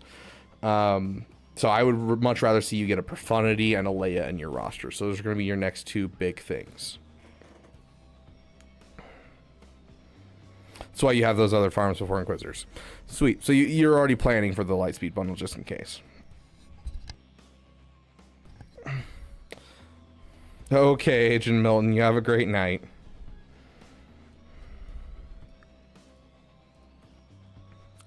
Get your First Order officer faster than your Hux. This is very important. If anyone has an SLKR, First Order officer faster than Hux. The faster you can get them than Hux, the better, just because of Jabba battles. I don't know how many of you watch Arnold, but Arnold just got screwed by that because he had First Order officer faster than Hux, but he didn't have enough of a gap between them, and so the speed down got applied on First Order officer, and so he didn't get to ramp nearly as much, and First Order officer died before he could do his whole shebang. And so the whole thing kind of fell apart, and it wasn't good. So fair, Tommy. That makes sense. We're at least getting one more set before Christmas. I'm calling it right now. We're getting one more set before Christmas. Finish 3-starring the Proving Grounds. Finish 3-starring what Proving Grounds? Is that just for like Malgus? I mean, with JML, I'm pretty sure you can 3-star the Malgus Proving Grounds. I'd have to go test it. I plan on doing some Proving Grounds testing this next month. Oh, it doesn't matter if you can't afford it. Only bombardment. Neither can I. Neither can I, dude. Oh yeah, there's gonna be one more set of Lightspeed bundles. How much faster than Fu should Hux be, or how much faster should Fu be than Hux? It's been working for me at 26 additional speed over Hux. But I'm gonna say the wider the gap, the better. I think it's anything over 10%, so like 11% more speed. Because if it's exactly 10%, I still have problems with it. But I think it's anything, anything that's over 10% of difference is what we're looking for. I'd have to do some serious testing, and I think I'm finally at a point where I can do some serious testing for it. It was just I didn't have any Jabbas near me originally, but right now I have quite a few Jabbas near me, so I can actually do some testing. So I believe it's 10%, but I'll get you a finalized number this week, Solea. I mean, yeah, with SLKR and with Rey, you can 3-star a lot of them. I used Bane to do a lot of them personally, just because I was like, I don't want to try this, but yeah, I said it in Arnold's chat the other day. I'm waiting for the day that they release Galaxy of Heroes as a fully packaged game for $10,000, and it comes with every single character in the game.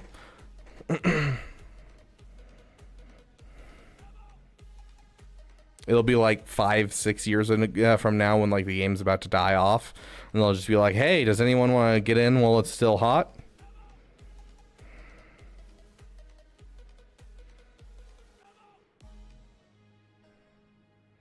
When will Swago come to BlackBerry? BlackBerry's still around? I didn't even know that. Anyways. You're in an acceptable range, but crit chance and protection. Is this protection too? Okay, at least that's health. Offense and crit damage, my friend. Crit chance doesn't matter on SLKR. Tenacity, 500 speed, solid. 10,000 damage is solid. I'd like to see this switch to health, because that health does help. After you hit the 10,000 damage and the 500 speed, you want to go for health at that point. To be fair, you are Relic 8. I don't know where it should be at Relic 8. I know at Relic 7 you want it at 10,000 damage. I don't know how much Relic 8 ramps that offhand, so... Regardless, though, your Ray's looking good. I just switched that Tenacity to Health. Your overall mods for your non-GLs are looking a little low for how large your account is, and I think a big part of that is due to Lightspeed bundles. I would suggest dropping some mod materials, like, you know, just drop some crystals into mod refreshes, because you need to work on your mods hard. And if you want an easy way to work on mods, it's not going to be super complex, so it's not going to go super in detail, it's not a 4-hour lecture, go look up my mod farming guide. It'll go over how to not take mods too far and all that type of stuff. They're short videos, shouldn't have any problem watching them. Go watch them, they should help a lot.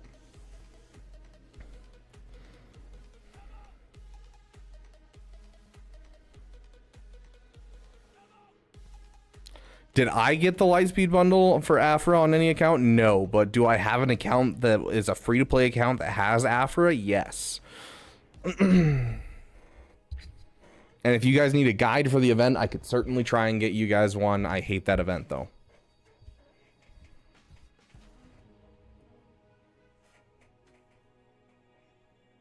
Yeah, the Malgus event, for Malgus, if you're using SLKR, you're going to have to do something like using your Night Sisters with them, with like Marin. So you'll use like Daka, Zombie, Marin, to be able to offset the Malgus event.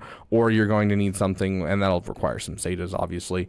Or if you can get yourself a Malik, do a Relic Malik with like a... I'm trying to remember what the team is. It's like Malik with Wat Tam Bor and Treya or something like that also does it. So Lightspeed bundles cooked. Darth Loquitter's whole one character at 300 speed per 500k GP. Yeah, I mean, that's fair. TIE Interceptor cheers BS. Yeah, it's hard to 3-star, but I mean, at least you can do it with Rey and with like minimal effort. Yes, essentially, yeah, Darth Spectre. And then after you finish, like, I don't think there's a problem with your overall farming. I really don't.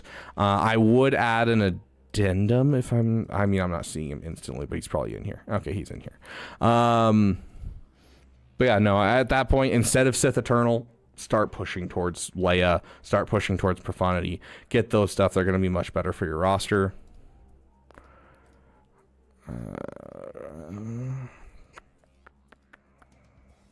Your BTLB Y-Wing is suffering right now.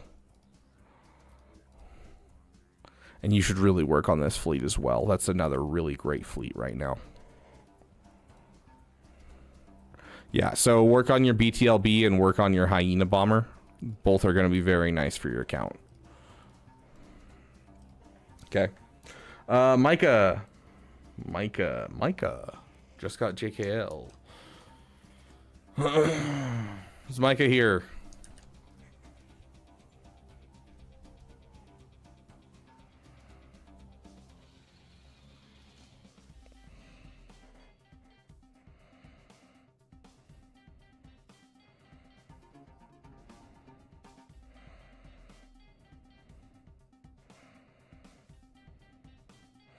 I mean, Caleb, you can't really include GLs for the simple reason that GLs are inherently over 300 speed. Of course, Darth. Micah just got JKL and then farming Jabba, also sharding Revens in the background. I mean, if you're farming for Jabba, that means JML is going to be on the rise, so the Revens in the background are going to be a solid addition to your account. Everyone that's a member, you have access to a certain emoji. I would like you all to spam it right now.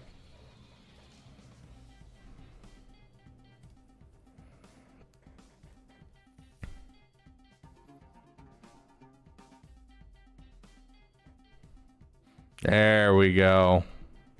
You knew, yeah. I wonder why. It's almost like he can solo teams or something. And it's almost like he can take down JML with ease with this Darth Treya that you have right here in your roster if you just get a Gear 12 Nihilus as well. Yeah, you have Gear 12 Nihilus. Get that Relic Savage and go counter some JMLs, dude. But yeah, I think you're on the right track. Jedi Knight Luke into Jabba. You went for the Executor first. Very solid start to an account. I don't think I have any problems with it. Your Han Solo being this fast is solid. Yep, close to 300 speeds where I like to see him. Darth Vader, let's see how he's looking for the solos. He's above the 236 minimum. He's in the 250s. Solid, solid. Yeah, relicking your Savage is one of the biggest things that I'm seeing here that I'm like, bro. And also a Relic 5 Wampa. Relic 3 is solid. Don't get me wrong, Relic 3 is the bare minimum to do the JKL event, but the Relic 5 really does help. It's what allows you to do like the JMK cleanup where you've killed everyone but JMK and you just bring in Wampa to finish it off. It's where he does basically everything you need him to do, guaranteed, you know, killing Sith Eternal, that type of thing. So I would definitely focus on this to some degree. So Relic 5 your Wampa, Relic 5 your Sith Eternal, Savage Opress. And yeah, finish your Jabba. I think that's great. You got your Executor. I wonder what fleets you're going to be working on. I almost kind of want you to work on Malevolence. It's such a good side fleet to have. But I'm guessing you're working your Rebels right now. Yeah, you almost have your Rebel Y-Wing. Solid.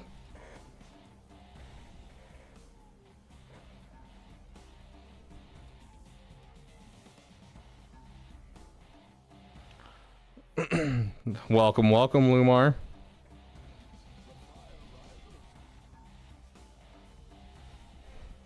Paul, if you are not here, we don't do the roster review just because, you know, we don't do timestamps and we don't want people losing their roster review because we had that a lot when we first started doing the channel. So, yeah, you have the Malevolence, but, like, you don't have Relic Geos. That's what I'm referring to because, like, this is a solid, solid fleet. But until you get Relic Geos, it suffers quite a bit. And so, like, this is still great. This still does quite a bit of work. But I kind of wish that you would Relic your Geos, but I don't think that's nearly high on your list as something that I would, like, push hard on. I'd much rather see you finish your Jabba. And first things first, Relic your Savage, and Relic 5 your Wampa. But other than that, I think you're on a great path, dude. I don't see any problems with this account. Like, this is solid. There's not a whole lot of fat. I do find it a little painful of this as well. I wouldn't put this over your Jabba. I'm not going to put it over your Jabba. Like, a solo character, yes, I'm going to put it over Jabba. If you're seeing a lot of Darth Revans, Relic 5 this guy. If not, after you finish your Jabba, please Relic 5 this guy. You've already put in enough Kyrotex to get him to gear 12. You should Relic 5 him. Does JTR need speed for Rey? She does need Zetas, but she does not need speed necessarily. Just some decent speed. Nice, Lubar.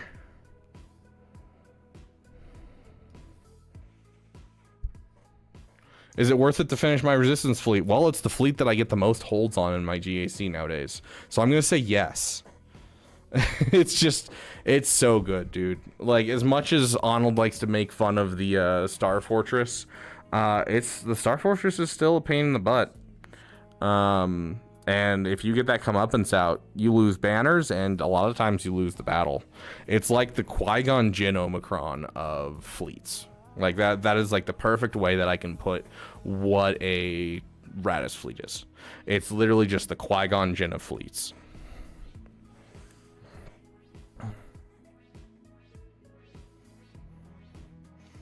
Farming Jabba, Rex, and Rail Havoc. We just did a live roster review for you.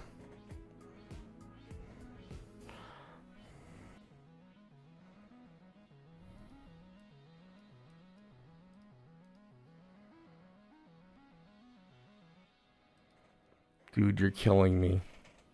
Please finish this now. I get it. Jabba's nice. I get it. I do. Jabba's really good. Jabba is. But, like, brother, my friend. Oh, mi amigo. I don't know any other languages. There's sign language. I think in Japanese sign language is my friend. Relic 7, your Bane. This guy beats every single GL, my friend.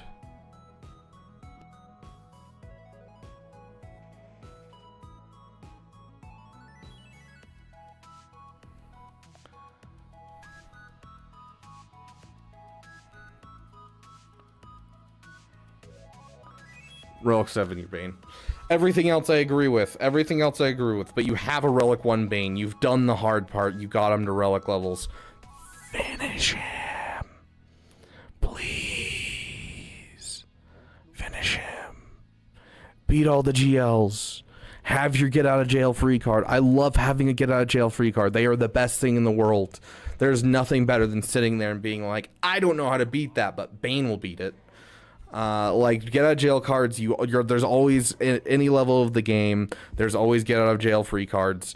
You know, for me it was Darth Revan to start when I first started doing a lot of GAC. When I first got to level 85, I went for the Revans first. I got Darth Revan, and Darth Revan was my get out of jail free card. It was, I don't know how to beat that, let's throw Darth Revan at it, and it always won. It was great.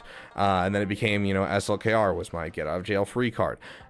Darth Bane is the ultimate get out of jail free card. It's just, you throw them at whatever. You're like looking at it, you're like, gosh dang. I don't know if I can beat that. Oh, Bane can beat it. I just figured this out. Which emoji? Yes, thank you, Dion. Oh, gosh. But yeah, after your Jabba, I do think you need to do some heavy-duty forks. For those of you who are members, please spam or use the forks emoji. So I think you need to go through your roster with a fork. So fork stands for factions, overinvested, underinvested, recently acquired, and killer characters.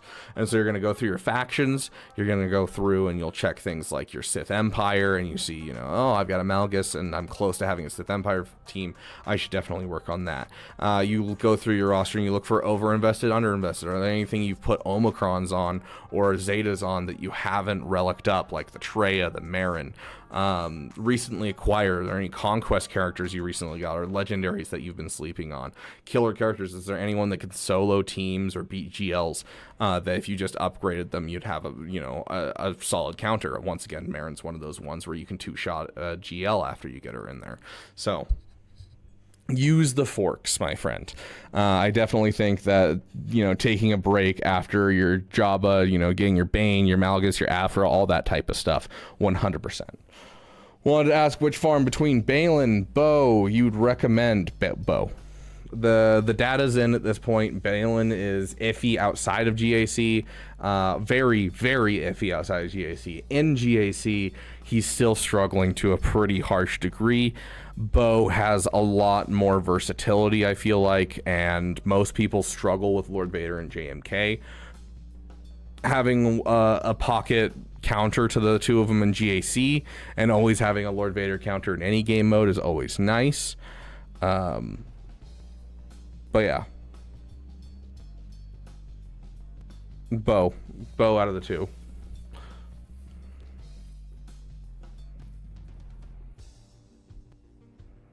Since 5 a.m. after a few beers, it's not my strongest attribute. So I'm trying. Fair enough, dude. Fair enough. You have them listed out. Okay, sweet. The fork is gonna rip apart my account. That tier can rot. It cheers actually, if you have the strat down, you can do it almost every time. Like when I was doing my testing, after like I went through it and a couple times, I was like, oh yeah, you just have to time it right. It's all just, you know, you have the right speeds, and then you just go through and you're just paying attention to who has ability block, who doesn't have ability block, and you're just keeping them controlled the whole time.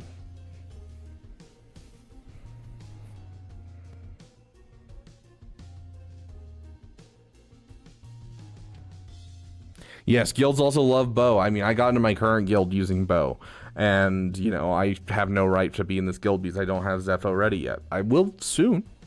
Zepho ready was going to be right after I finished Glat, but then they dropped the Jabba Lightspeed bundles, and now I'm getting GL Ahsoka Tano and Jabba on the same day. So then it'll be JKCK.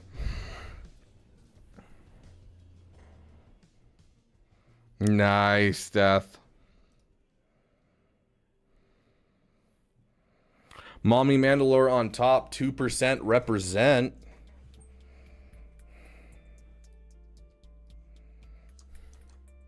We do love our Mommy Mandalores. For those of you who don't know why we call her Mommy Mandalore. I don't know, like 70% are like super excited about Bo. You got 10% that are like, I hated the whole thing. You know, you got 5% that you just hate Bo. And then you got 2% that want me to sit on their face.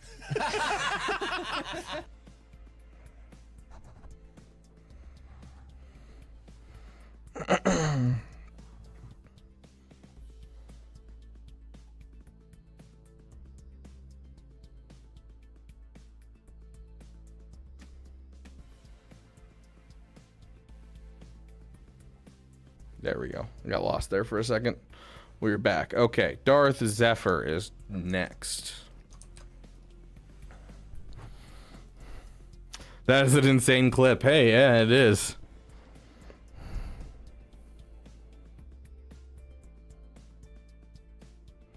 I don't know. I didn't hear about that rule of two. I'm a 2%er. We're proudly the 2% in this Beaver Dam, my friend. What is it? Dude, let my GF know. Oh, gosh. Darth Zephyr, are you here?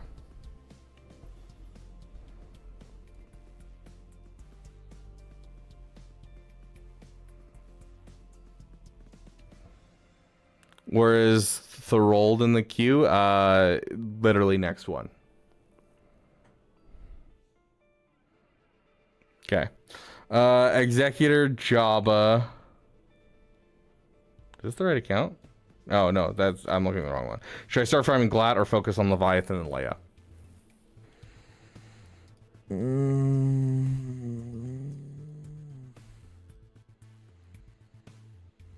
This is an account that can go for Glat. And I do think in the background you should start farming the Peridia Patrol as a start towards Glat. But I think the Leia and the Leia and the Leviathan are going to be better for your account overall. I would slow farm it. I don't think I would, put it at the top of your list. I would slow farm it because, like, it's not like you don't have a home for Ezra Bridger. You've probably seen it. I counter Jabba with Ezra, on a Jedi Knight Revan team for full banners. You can throw him with Rey and get an amazing defensive team. You can throw him with JML and have an amazing offensive team that beats basically every GL. He is great. He is amazing. I love Ezra. You don't really need a home for this guy. He makes his own home. So, like, honestly, I would say start farming the Paw Patrol, but go get that Leviathan and Leia first.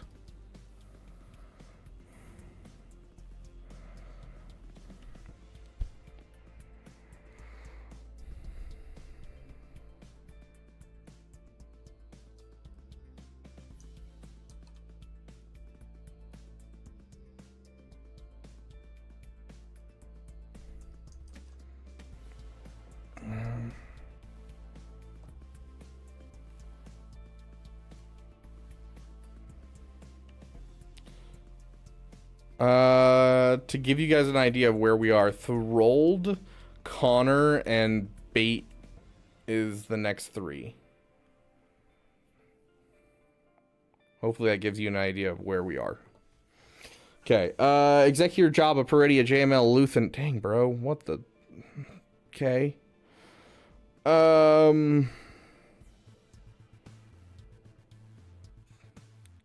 Is JJ Jar Jar? Is Jar Jar really on your list? Is that a PP? Is that what that is?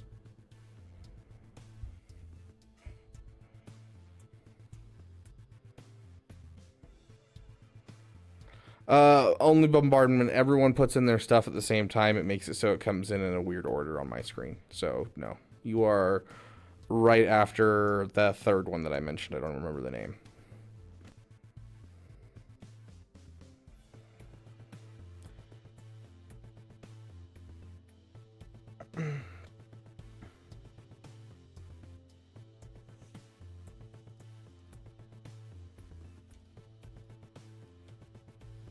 Oh my gosh.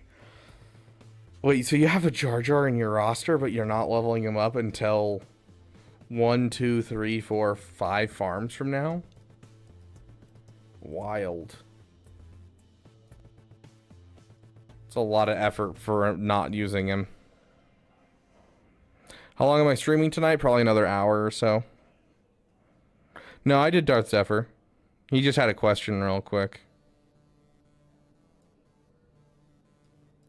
Yeah, it's not so much about getting the raids necessarily. It's the fact that he can beat Ray and a couple other GLs and is just a solid team in general to put on offense or defense. And even like without the relic levels, if you get him to like gear 10 to gear 12, you can you know, drop a couple of Zetas on him. He could still take down GLs. So like, I don't know. As soon as I got the others to Relic 5, I realized how not needed he was. I mean, he's still he's a solid defensive team, and he's, you know, he beats a couple of GLs on offense. So, like, it's not necessarily a bad farm. I do think you definitely need a GL ship in here, or another one, to really push you over the edge. I think Jabba is also an excellent farm. Did you buy the Lightspeed bundles, though, or should you be going for... Yeah, you have the Lightspeed bundles. Yeah, so 100% you're going for Jabba. How close is your Executor?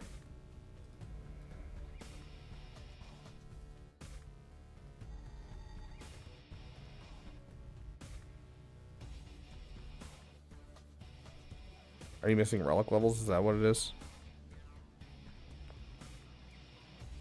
Yeah, Piet's relic 8. Okay. Yeah, so you're already finished with it. You're already finished with it? Okay. So Executor, Jabba, Peridia. Have you been spending money on the Peridia Patrol?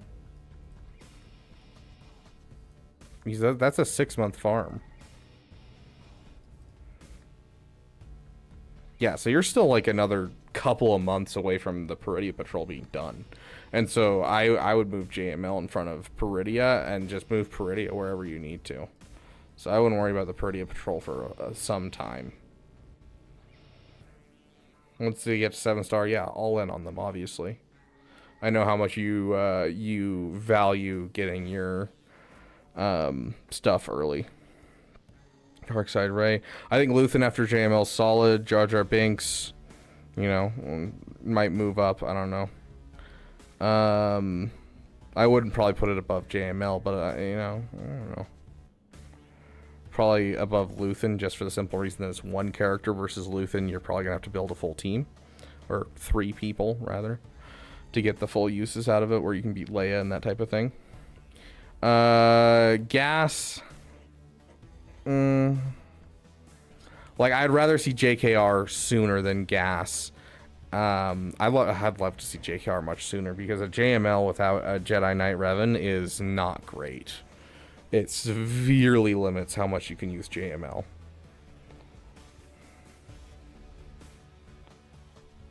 So I don't know.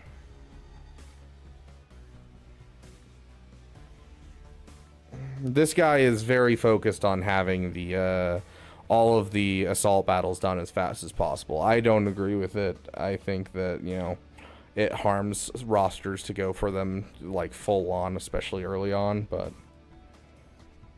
especially for those people who can't do harsh farms in a row and things like that, it's really rough.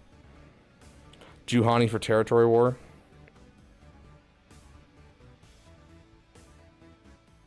Yes, all the new assault battles. I'm sorry, Heinricher. My bad for misspeaking.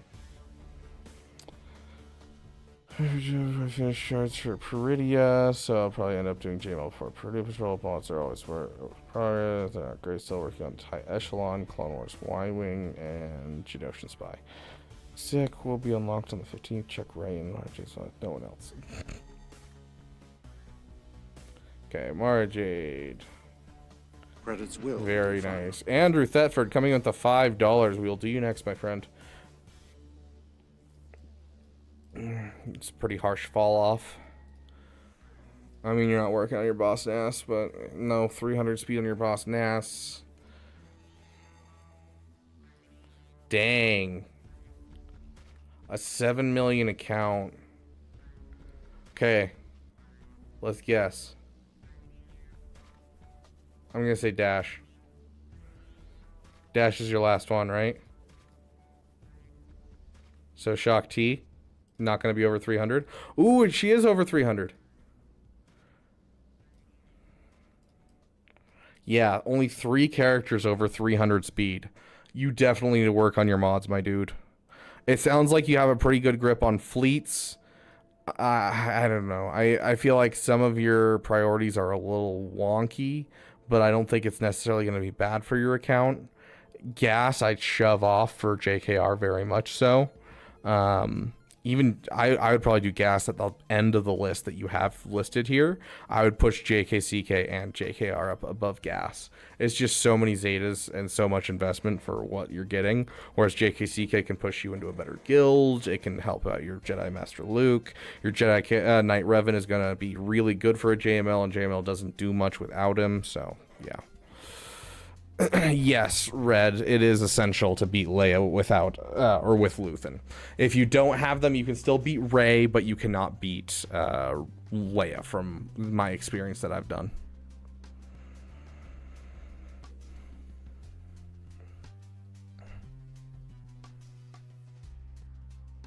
Yeah, I mean, you bought the Lightspeed bundles, or you farmed it. Either way, you're at Jabba, dude. There's no point not to go for Jabba. And then after that, JML's a no-brainer, 100%. And then Luthen, once again, no-brainer. You can kill Rey with it if you just get the Luthen and use what you already have in your roster. Like, yeah.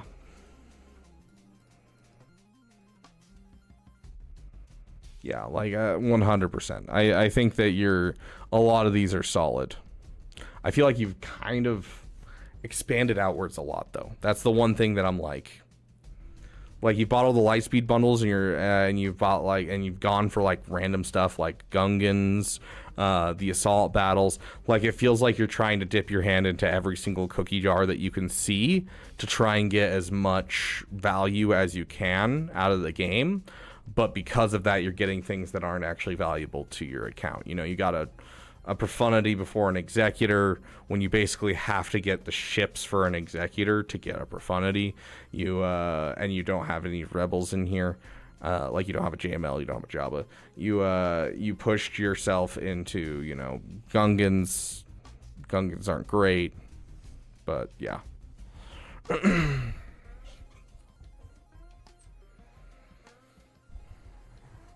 I'm really happy an officer in my guild. Yeah, and you do you. Who knows? Maybe you'll have a falling out by the time you get to JKCK. No, bad. Bad, no. Absolutely not bad, no. Nope, no. I see you spending money over here. I see you spending money over here. Do not go for GL Ahsoka Tano. You have so much to do before you go for GL Ahsoka Tano. Don't do that.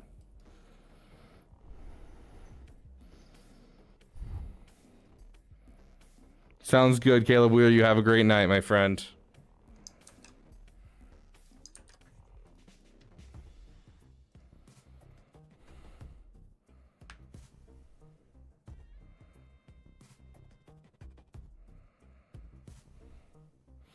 Quentin, honestly, dropping at least three refreshes on mods for most people that get Lightspeed bundles is an excellent idea.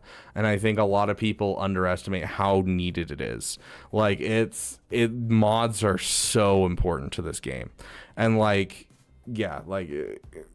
I'm at the point where I'm starting to struggle with mods. It's one of the big reasons that I was going to go for Jabba next. And dude, just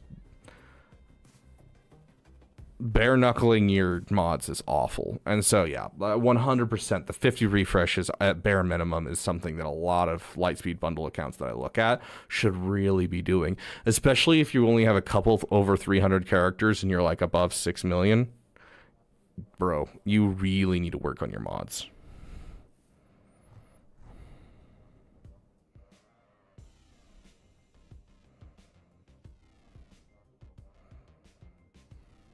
Got good value out of it. I mean, fair, but you could have done the exact same thing with an Executor, and the Executor also helps with the Jabba farm. And like, you know, you couldn't with Foresight, there's no way to know punishing one's coming. But like, obviously, you could have done the exact same thing with Executor. Is 3 Cantina or 3 Mod more important? That depends on if you're spending money, Big Texas. In my experience, if you are just going about your day and you are just leveling up characters, by the time you get a character to gear 13, and if you're not spending money, you're most likely going to have enough signal data to get them up to the relic level you need to get them to by the time you get them. In the time that I've played this game, I've only done 3 Cantina refreshes for probably a year of my total time playing this game.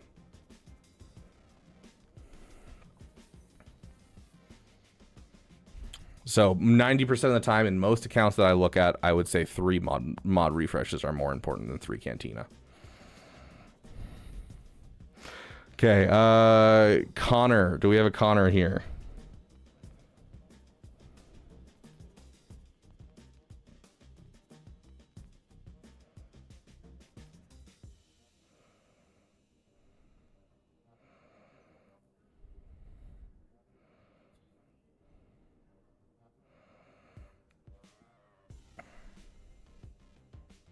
How's the chair? What do you mean, Dion?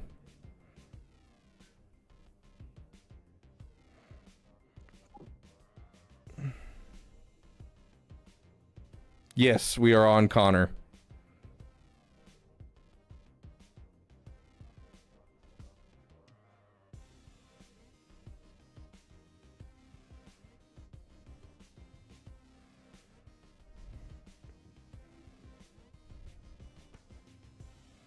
Okay, just finished SLKR's Ultimate, working on Zetas for him. I hope you are. Farming-wise, we'll be finishing Rex for Darth, Revan, Malik. Working on CLS team to Relics, also ships. I'm trying to farm ships from Negotiator Fleet and punishing one when it becomes farmable.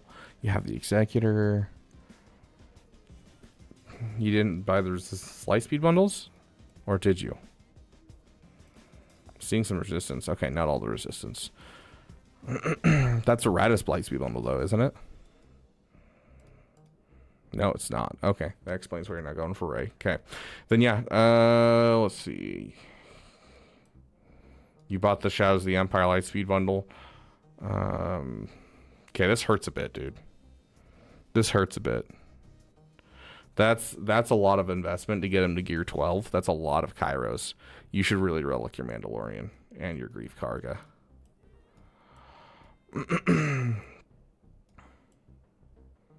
But yeah, I do think that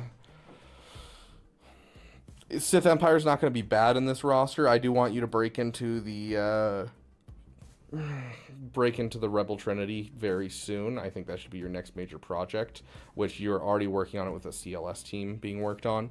Like you already have the 3PO and Chewie up to Relic 3, so like yeah, the Jedi Master Luke is going to come very naturally into this account. You already have the Jedi Knight Revan to put on that team. You even have like a Relic Jimmy to put on that team as well. Like you definitely have the stuff to break into the Rebel Trinity through JML, and then start pushing towards Jabba. So.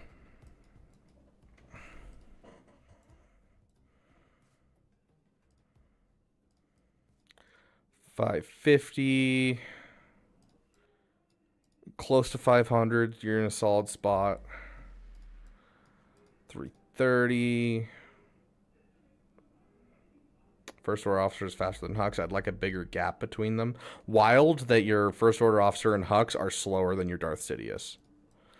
That might just be all of your characters not having the greatest mods, because that seems like a pretty harsh fall off. Like Darth Sidious is already what, 275? Yeah. So Hux, what is Hux at? 260. I like Jedi Knight Revan closer to 300. I'd like to see Captain Rex much higher as well. At bare minimum, Sabine much higher. Because if you can't get Krex higher because you're, low gear, you want to get Sabine up higher just to start the turn leader train for most battles. Yeah, definitely, like most Lightspeed Bundle accounts, definitely needs to work on mods. Haven't focused on mods much at all. It's like 70% of the viability of your roster. So I highly suggest going and watching my mod farming guides if you don't like doing mods. It'll give you a pattern to follow, so you don't have to think about mods, and then you can just do it with ease. You don't have to like think and be like, oh, you know, I gotta focus down. It'll literally just show you, hey, this is how far to take a mod. This is how to know what to throw on. Which Zeta do you need for Zori for the Ray event? Spice Runner skills is the correct Zeta. You are correct, Caleb Swiger. Did you just call me BR instead of RB, Heinricher? How dare you? I'm going to hit the hey, it's 4:30 a.m., but I want to make sure I respect the queue. Sleep tight. Have a great night, Heinricher. But yeah, I think JML is going to be great for you. Negotiator Fleet's a really good fleet to invest in right now.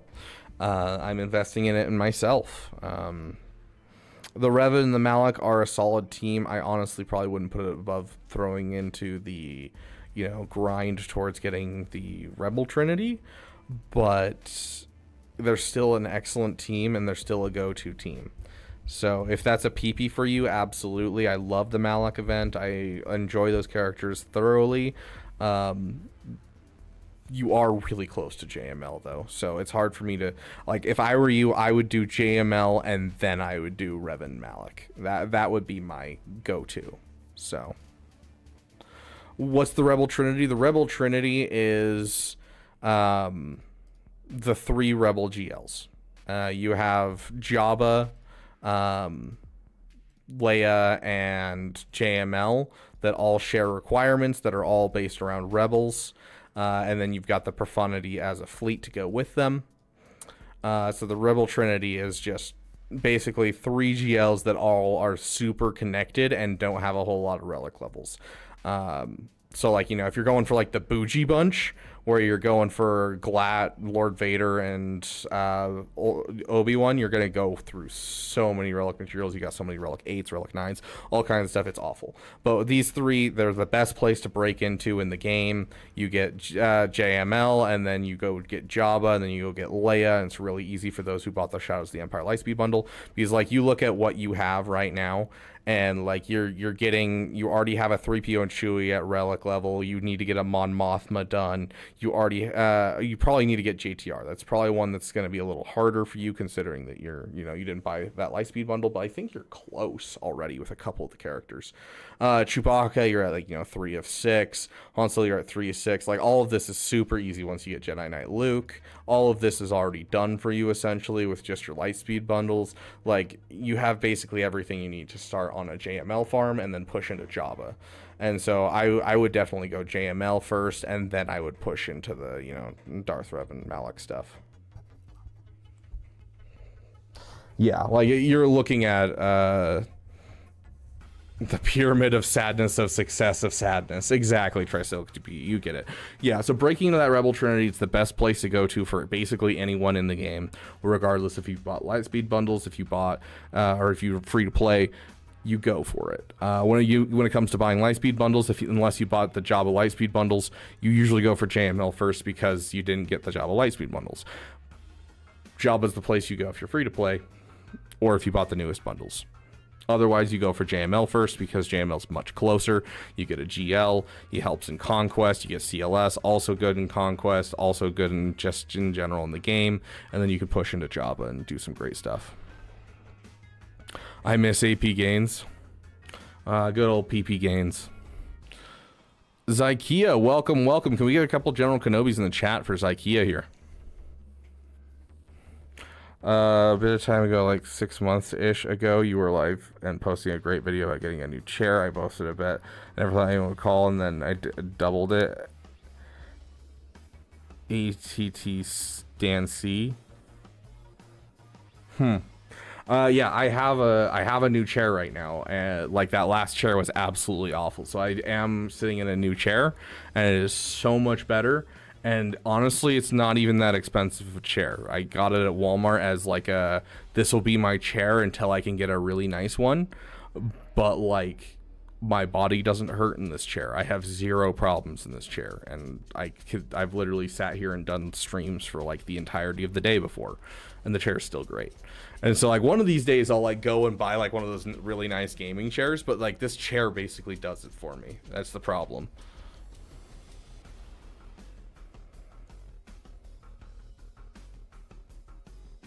Fair enough, Connor. Fair enough. What happened to AP Gaines? He wasn't in the best spot in his life, he wanted to improve himself, and so he went to join the Air Force. He's always kind of struggled with, you know, mental health and self-esteem issues, and you can see that as you watch his channel. You know, he'd have moments where he'd be like doing really good, and he'd be funny, and he'd have a really good time with his channel, and other times he'd stop posting, and so you could kind of see the cycle. You know, I go through that same cycle. It happens with basically everyone with depression, and he put out a video saying, yeah, I'm going into the Air Force, and hopefully that'll kind of, you know, help me become the person that I want to become. So that was kind of the last thing I heard from AP Gaines. He had already kind of stopped posting. He was only posting, like, he would have spurts where he'd like post for like 3 weeks straight, and then like 3 months would go by and he wouldn't post, and then like 3 weeks straight, and just kind of go back and forth.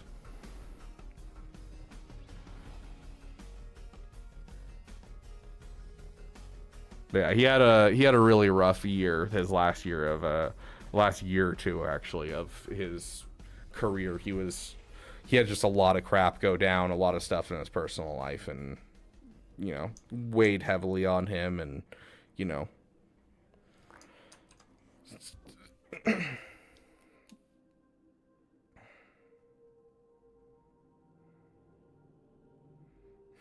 I'm sorry, Connor, but unfortunately, Grand Arena Help is a benefit of the $20 membership. Bait is next.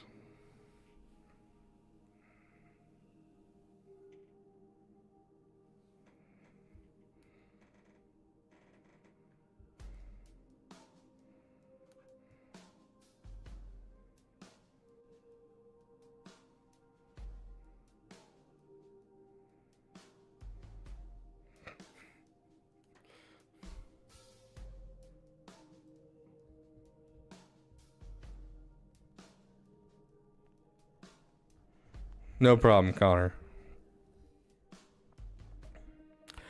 Oh gosh, I am so sorry, Andrew. We will do you right now, actually. We'll come back to this one.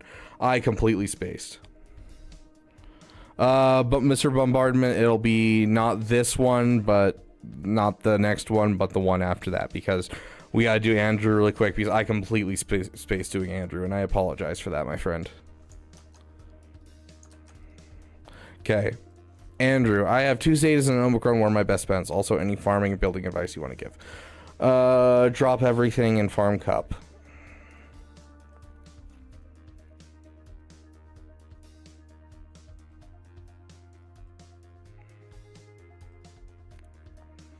I do think that your account's far enough along that you should probably Relic 9 your pay to win in Quancho.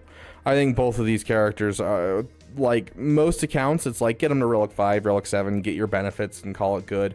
You have enough GLs and you have enough GL fleets that I think you'd benefit from the Relic 9s on those two characters. So I do think you should Relic 9 your Queen's Men. I think they will help.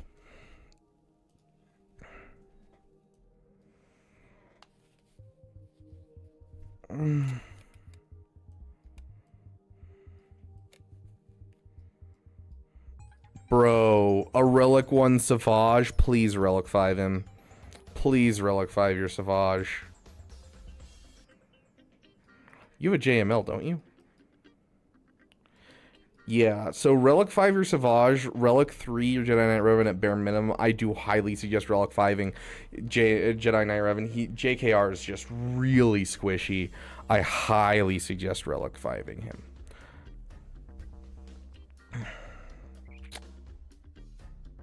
You're kind of at that point where you can kind of go anywhere, and that's nice.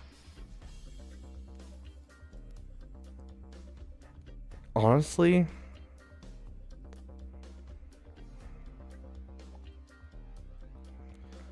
here's what I'd work on. If I were you, I would, you know, Let me double check your message.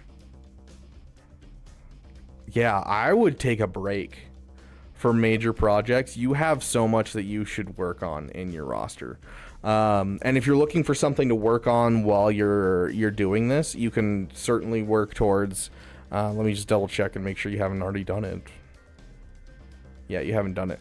I'd start working towards your Sith Empire and start working towards a Leviathan soon. That would kind of be like the thing that I'd have on the back burner, because when it comes to, we're just working on fleets in general. When it comes to working on fleets in general, you don't necessarily have to work on Zetas at all while you're working on fleets. So like you get a Relic 8 Plo Koon to help you out with certain counters. And now it's a requirement for things. But like working on a Leviathan would be a good background farm.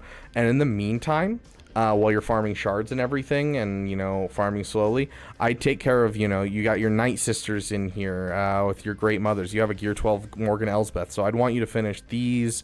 I'd want you to finish your Jedi Knight Revan, dump some Zetas in him, finish up that Savage and get him to Relic 5, and just kind of clean up your roster a bit, because you've got a lot of these like low relic, like you have a Maul team ready to go, but you didn't really finish investing in him.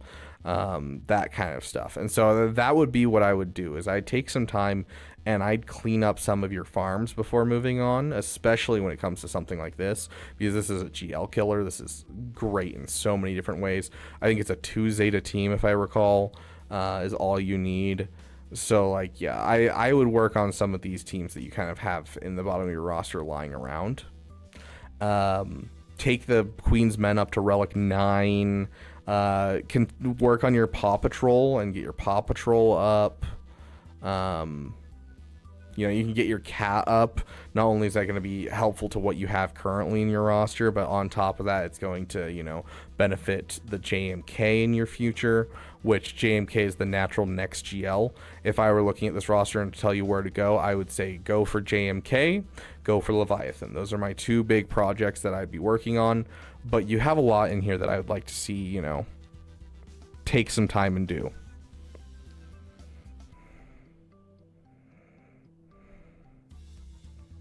It's nice if you don't have executive dysfunction. Oh, no, I get it, dude. I get it.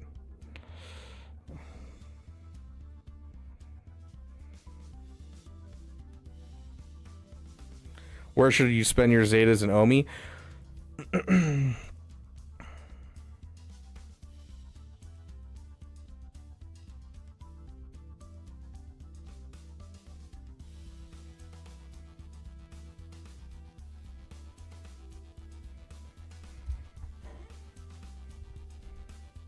What makes crewless ships so good? They're crewless. Good point, Static. I didn't think about that.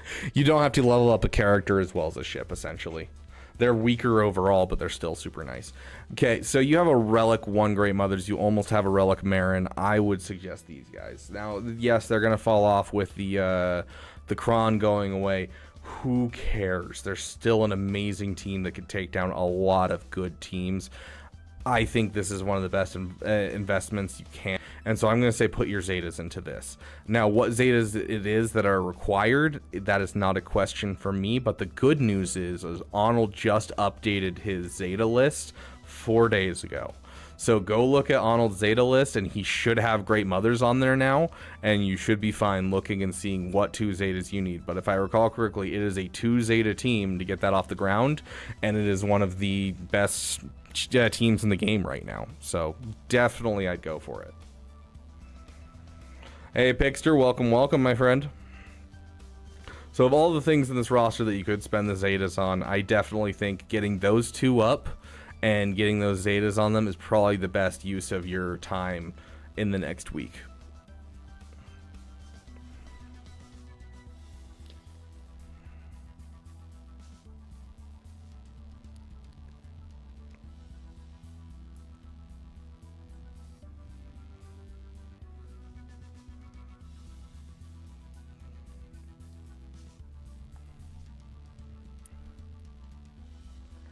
Okay, next up is Bait. And Bait will get his 5-minute timer. Oh gosh, dude. Your GLs are killing me. Truly did not agree with, like, the excessive gun violence was just gone.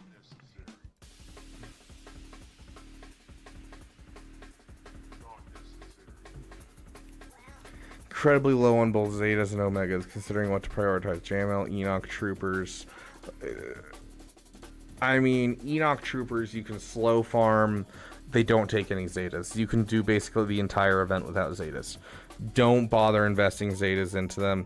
You can maybe put one Zeta into them and they'll do basically everything you need to do for the Paw Patrol, if that's really what you're looking for. Bo-Katan, your guild's pushing for Bo-Katan, sounds great. I mean, it's not just the SR2 3 stars. You want to get them actually good. Tuskens for the assault battle. I mean, I don't even think they can do challenge tier 3, so I think at Relic they can already do challenge tier 1, so I think you're fine. Because challenge tier 1's really what you're trying to push for most assault battles, because otherwise it's like 3 of each type of signal data and a little bit of the materials. It's not anything too crazy to do challenge tier 2 and 3. Yes, it adds up over time, but really you're trying for that challenge tier 1, and so I wouldn't put much investment into the Tuskens and bother doing that much. We want a Wonga. We always want a Wonga here in the Beaver Dam.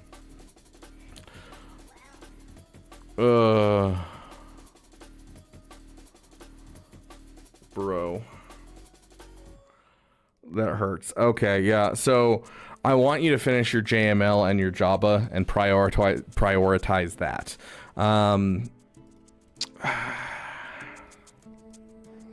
How's your shards looking? You're almost done with the shard farm for it. Do you already have the good old KB? 6-star KB. The problem with the Bo-Katan event. Here's the problem with the Bo-Katan event, my dude.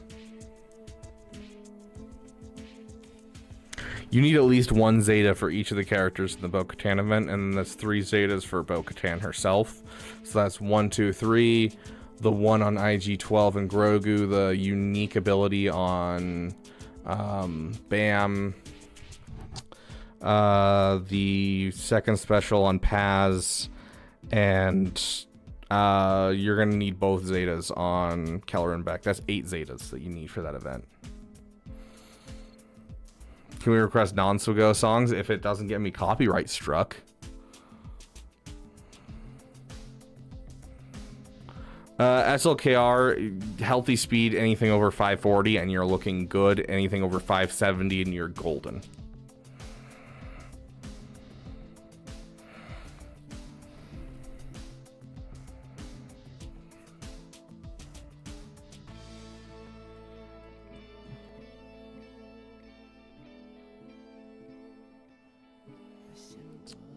Here's what I'm going to suggest to you, my friend. I know your guild's pushing for Bo-Katan. Beg of thy guild that they give you some time. And I'm going to suggest you go for Profundity. Profundity won't take you any extra Zetas. It's a ship. You don't have to work on anything like that. And start pushing your ships. Let's take a look and see how your ships are looking in general. See if you're at least keeping up on them. It looks like you're keeping up on your ships to a certain degree. Farm your Hyena Bomber and your Vulture Droid, and please get these Geos. The fact that they're not level 85 is wild to me. That's wild. Work on your fleets. It'll to give you some time to work on getting some more Zetas into your account. So work on some of your fleets. That'll give you time to get some Zetas on Jabba the Hutt, on Jedi Master Luke. Oh, please tell me you have it. Hold on. Okay, thank goodness. I was gonna say, if you don't have the Fearless Zeta, oh, okay, we're good. You at least have that Zeta. But yeah, you're gonna want to get the Zetas on these characters, and it'll give you time to recover some Zetas. Enoch, you don't need Zetas to do the event like at all. You really don't. I will be dropping a guide for it the next time it comes around, so you can go watch my guide. Like, I already have my footage for it and everything. You don't need the Zetas. Go work on your fleets, and that'll give you time to get the Zetas. Jonah Schroeder. You go to the Discord, my friend. It's probably not worth getting in the queue today, but that being said, You go up here to channels and roles and click on this button right here. It'll give you the roster review role. And then, you know, every time I go live for roster reviews, we'll ping you. And then, you know, if you get your roster reviewed and you're like, I don't need it for another 3 months, you can click this button and it goes away. But yeah, we are, I mean, we're pretty far in. But like, far in is, yeah.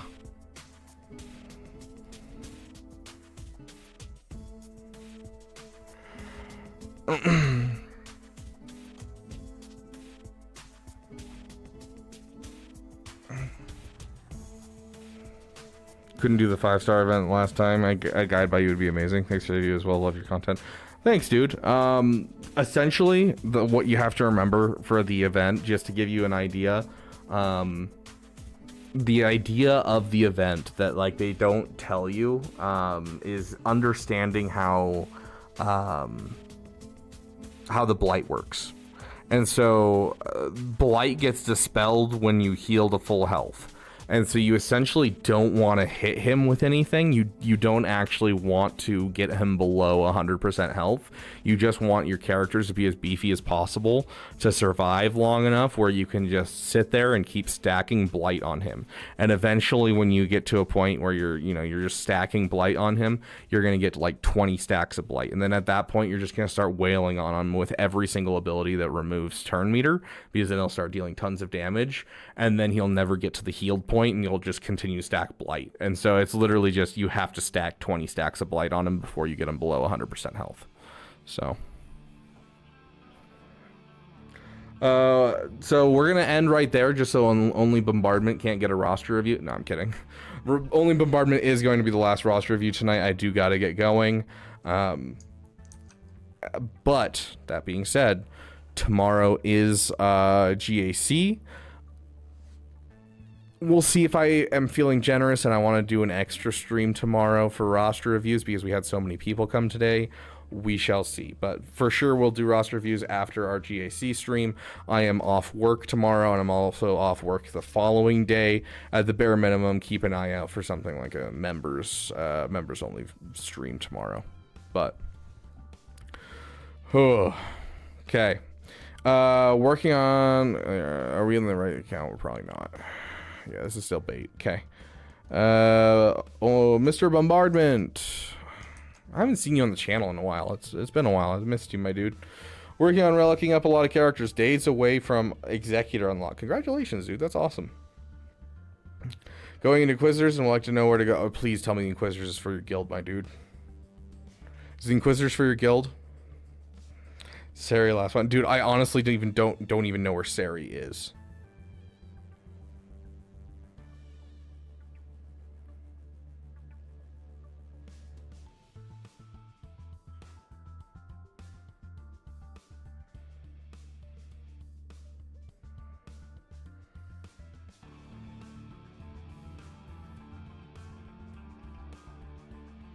Like, I'm still scrolling. There's where you are.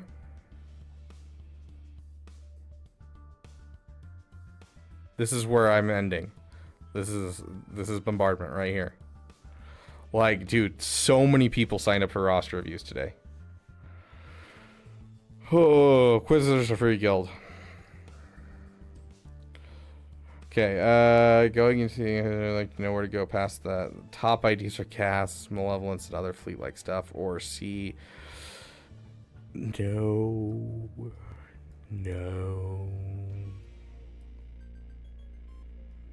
you buy the Chewbot Mara, Kev? I know you're looking at Zeta again. Let me look at it. Almost gone. Please leave it alone. It's almost gone.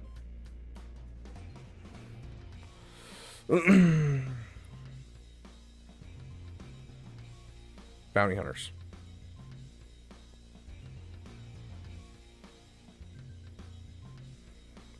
You didn't buy it. Oh. Okay. Supply and demand. Sounds like it's time for inflation. I mean, to be fair, you guys can donate to get roster reviews added to the priority rosters. And any donation I will keep streaming for until, you know, I run out of the paid for donation roster reviews. So that's always an option for you guys, but I try to do as many free as I can.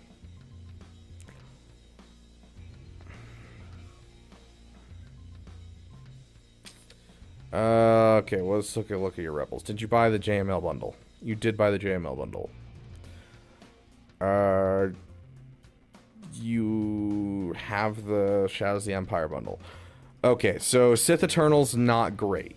He himself is not great. His farm's not great. We might get a Lightspeed bundle soon. Not worth going for. Now, on the other hand, when it comes to Jedi Master Luke, you already have the Jedi Knight Revan in your roster. You already have the 4 requirements at the bottom. You already have the Jedi Training Ray. You already have the Old Ben. You already have the 3 Pac done. You already have the Mon Mothma done. Like, literally, you finish Jedi Knight Luke, and all you're going to have to do is get R2-D2. And that's essentially it. So JML's like going to be a great place to go. You're going to have a great time simply just because he's easy to get for you. He breaks into the Rebel Trinity, and from there you can go for Jabba. Jabba, you really only need Aurra Sing and Fennec Shan to finish him after you get Jedi Knight Luke as well. You was poor. It is fine if you was poor. You didn't get the Chewbacca bundle that comes with Aurra Sing and Fennec Shan, because literally if you had gotten that Lightspeed bundle, you'd literally get Jedi Knight Luke and you'd have Jabba, and then you'd have JML like the same week. Like, yeah. But yeah, overall, you're still really close to both. You're still a ball hair away from both the moment you get Jedi Knight Luke. So go for Jedi Knight Luke. That'll also push you into the profundity, because you mentioned you want to work on fleet stuff. It'll push you into the profundity. I do think the Malevolence is a good idea. I'd push off gas for as long as you can, just because you've got things that are going to be much better for you overall. Ugh. And you'd be Zeta poor, like, baiting me. I mean, yeah. But, like, the thing is he has to take the time to get the CLS done, the Jedi Knight Luke done. So he's going to have time to build up some Zetas, luckily. Ugh.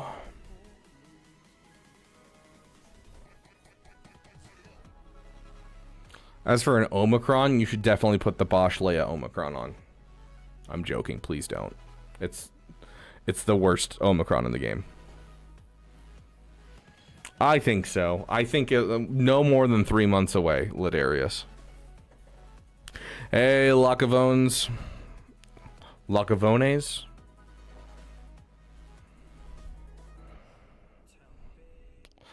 Mod help would be nice. I appreciate it. Okay, let's do a quick mod look. First Order Officer faster than Hux. Jedi Knight Revan up towards your top. Grief Karga and Bosk right after each other. Very nice. My problem with your mods are not that you don't know who should be fast. You know very well who should be fast. Your mods are just not keeping up with the fact that you have Lightspeed bundles. So you just need to start dropping oh.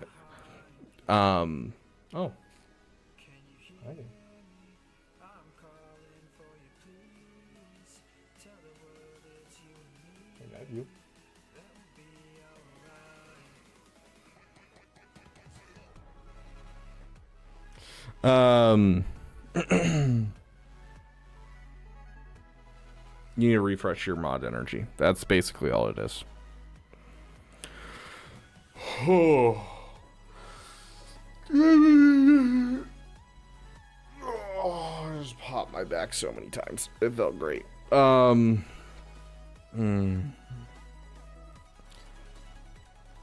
You're saving crystals for Executor event refreshes. I mean, that's great, but like your mods definitely need help. So yeah, sure, get your Executor up as fast as you can, but then after that, I highly suggest, you know, pushing out some crystal refreshes into your mods.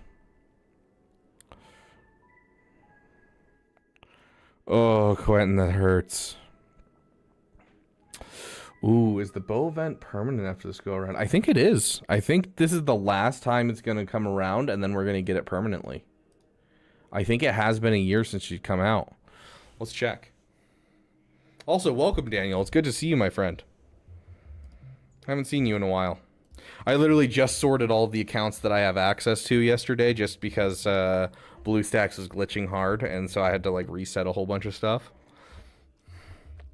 What was Mommy Mandalore's release date?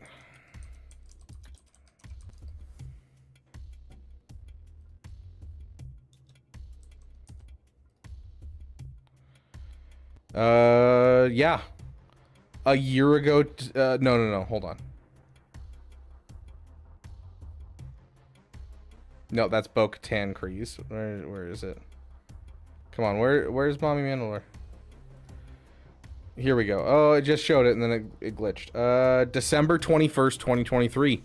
Yeah, so this is the last month of Bo-Katan being a monthly thing, and then we're gonna have her permanently inside the journey guide. So Mommy Mandalore will now be easily accessible for people. Very cool. I think I'm good. Thank you, Daniel. But we need to play some Magic for sure, my dude. It's been too long. I've been playing a little bit of Star Wars Unlimited with my roommate, and it's gotten me in the mood to play more Star Wars card games and more Magic card games, and I'm just in the mood for TCGs right now. Do I farm mods or mats to upgrade them? Go watch my mod farming guide.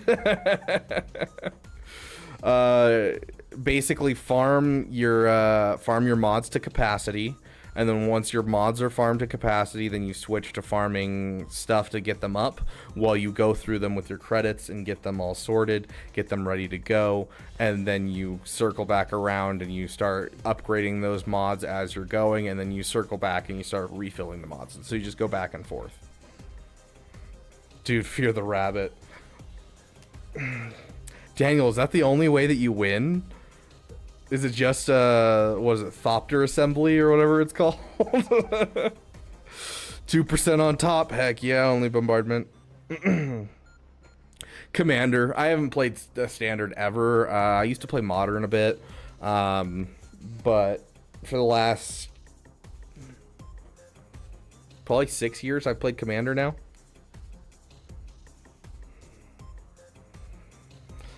Yeah, you if you want to do one before I end Lacavones, or however you say your name, yes, you just super chat for any amount over $2. It's my only built deck that isn't competitive. One day I'll make a CEDH deck. It's probably not going to be today or tomorrow, or maybe not even in the next 10 years.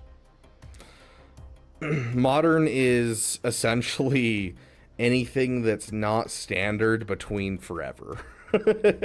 Modern's like the most open set, but it's still the 60 card format, but it's like most sets. I couldn't give you the exact set to set or anything like that, but it's like primarily most of the cards. How much is a roster review? If you're looking at Twitch, it is 200 bits or more.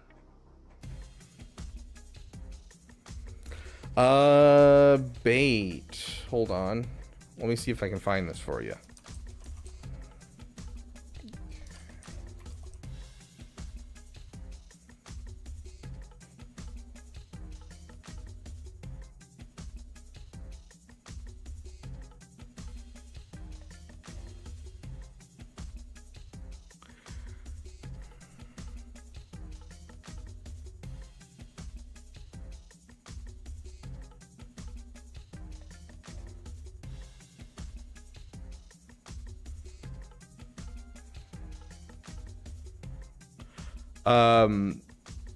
I believe this right here is what you're looking for. Now, this isn't going to be like MTG Arena. This is meant to be like a deck building tool so you can test decks against people. But Carabast is the name of it. And you're able to do Star Wars Unlimited on here and play against other people. And so this is an online client that you can use. It is fan-made entirely, so it might get taken down at some point. But for now, this is up, so you can test out decks. So I haven't used it myself, but a local game store that I used to go to used to use it all the time. So that way, if you couldn't play, come to the shop on the Star Wars night, then you could at least play with some of the people from the local game store over at Carabast. And so, yeah, Carabast. If you guys want to try Star Wars Unlimited, it should be a good thing for you. How do I submit for a loss review? Usually, Mark Levering, you're going to go to the Discord. I'll put the Discord link on the screen.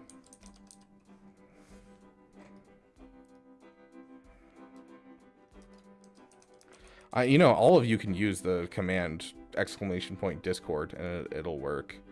Frick Frack Paddywhack coming in at the $5. Got time for another RR? Yes. I'll do any paid for RRs. I do need to get going soon, but I will get through the paid roster reviews as much as I can. Lacavone is coming in at the £5. Thank you, my friend. Okay. But yeah, in the Discord, there is a section called roster reviews. We start with a new list every day. I put in a message saying roster reviews are live, and then anything after that we try to get to. If we don't get to you and you still need one, you can always click this button and you'll be pinged every time we do roster reviews. If you're sick of getting pinged, you can always click it and it goes away. Okay. Let's do you guys real quick, and then I need to eat. So. Fwick Fwack Paddywhack.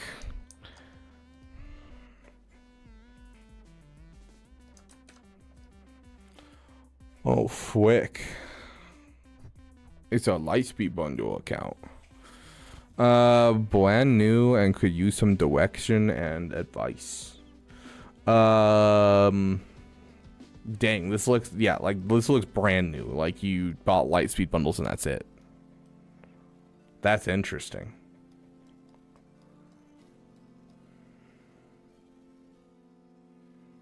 Very, very interesting. Okay, so I want you to keep an eye single to the Glory of Executor and have that as your background project. I'm not saying finish it right now. I'm saying having it as a background project where you don't want to let it slide off your plate. You want it to be in the background. It's going to take you a while to get there, obviously. In the meantime, you're going to push for Jabba. You're really close to Jabba with the Lightspeed bundles you've got. Mods are basically non-existent at this point. Yes, obviously. So you are going to need to work on some mods pretty heavily. That's going to be something that's very harsh in this roster, is having mods. But yeah, you're gonna go for Jabba. Jabba's already the prime first GL, and you're already almost there anyways. You just need to work on the Jedi Knight Luke. Like, that's all that's holding you back. You have everything else for a Jabba. Like, we go over to the Jabba Journey Guide, and you have Chrysanthemum at Relic 5. You have Gamorrean Guard at Relic 5. You have Greedo at Relic 5/6. Skiff Guard you have at Relic 5. Jawa you have at Relic 5. You have at Relic 5. Bosch Leia you have at Relic 5. Aura Singh you have at Relic 5. Fennec Shand you have at Relic 5. Boba Fett you have at Relic 5. Mob Enforcer you have at Relic 5. You're literally just missing the C-3PO, the Jedi Knight Luke, and the Han Solo. You even have the Outrider at 7 stars already. So like you're there, dude. You have made it. You're there at Jabba. All you need to do is do the Jedi Knight Luke part. And so you're in a really good spot, and then you get your first 2 GLs super easily. You get Jabba, you get JML. Thank you for the... Is that 200 biddies or is that 245 biddies? Thank you, my friend. I was like, I had to look over at my thing because it was like 1 1 1 1. I'm like, there ain't no way I'm counting that. Thank you for the 245 bits, my friend. I will do your roster review next. Please put in your what your roster is working on as well as your ally code. But yeah, so you're really close to Jabba, you're really close to JML. Essentially, you just need to get Jedi Knight Luke, and I want you working on the Executor in the background. It's going to be very, very helpful. You're essentially just, honestly, you're essentially just following Arnold's free-to-play guide from this last year, but with the added benefit of you're almost done with all of it already. Wait, you have the Resistance bundle. Did you buy all the Resistance bundles? feel like I'm missing something here. Am I missing a BB-8 and a JTR? Yes. Wait, do you have first order? I may be changing what I'm saying. Hold on. Did you buy all the bundles? You bought all the bundles. Okay. Never mind. Never mind. Okay, all the bundles, right? All the bundles. Let me check all the bundles. Okay, if you are a full, you are a full Lightspeed bundle account. I figured it was just going to be the last couple, but no, it is full Lightspeed bundle. Okay, change of plans, change of plans. The almighty change of plans is happening. Okay, you have the Ewoks, so you're going to have C-3PO. You've got the Bounty Hunters, so you're going to have the Wookiee. You have 3POC done. You need to finish CLS. You need to finish Han, or did you buy the Han Lightspeed bundle too? I saw a young Han, didn't I? Yeah, so you have the Han Lightspeed bundle, so you're done with Han. Ooh, brother. You're so close to so much. Okay, let me think, let me process this. I've never seen an account that's this close to this many GLs.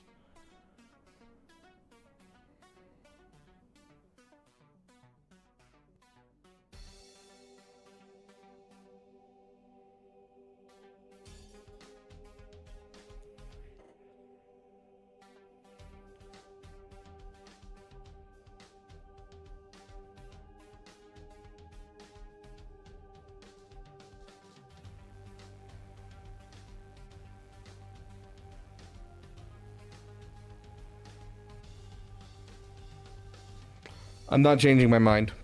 I'm not changing my mind. Am I? How many characters are you away?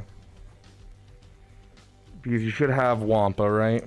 Let me, no, you don't have Wampa. Okay, there's the problem. There's what I'm missing. Okay, so you're gonna work on SLKR first. Because for SLKR, all you need is a Emperor Palpatine. For Emperor Palpatine, obviously you have the characters to unlock him at 7 stars. Easy. So you're going to get the Emperor Palpatine, you're going to Relic 7 the Emperor Palpatine, and you're going to go for the first order first. It's going to give you a starting fleet, and it's going to give you your first GL. It'll be the closest GL as well, because it's only 2 Relic 7s from Relic 5s, and then 1 full Relic 7, versus Rey being a little bit more. You're going to have to take some time to get yourself a Wampa, and get yourself the requirements to go to JML and Jabba. So in the meantime, I want you to focus down first order first, and then once you finish first order, you're going to go into Rey. The nice thing is, all you need for this is you just need the Hux unique Zeta, and you can get into SLKR. And then once you get to SLKR, all you need is 1 to 2 Zetas to get SLKR up and running. And so it's not going to be too Zeta intensive to get that GL up and running and into your account. The first order, obviously the fleet is falling off, but it's still going to be helpful for now.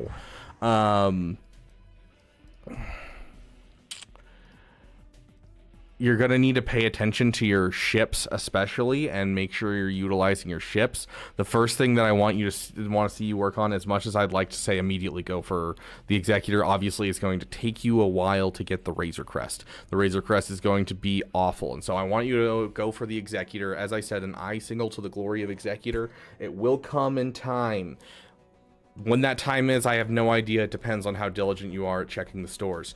Make sure you're keeping up Fleet Arena currency, so that way you can work on the shards for it. That being said, what I want you to focus on is this Galactic Republic fleet. Get yourself a BTLB Y-Wing. The Houndstooth's going to be nice for now, but you want to be able to use that Houndstooth as a floating tank in general. So make sure you're focusing on this fleet, getting your BTLB Y-Wing in here. This will help you be king of the meta in your fleet shard. First order is going to be helping you get into a good spot in Grand Arena as you get your first GL from SLKR. And so your background farms are going to be your ships, as well as trying to get into the JML and the Jabba.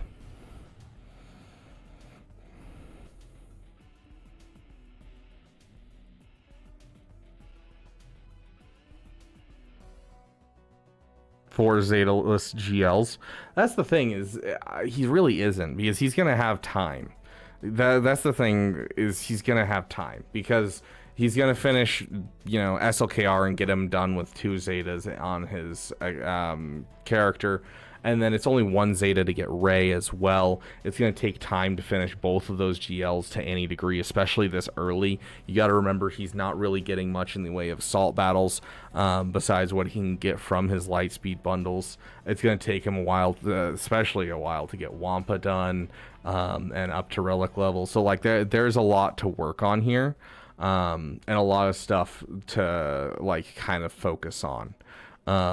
As for overall, SLKR is going to be the easiest thing to get to, and so I'd go for the SLKR first, and then I go for the Ray next, and then, you know, go into JML and Jabba later down the road, because that'll take a little bit more to get to.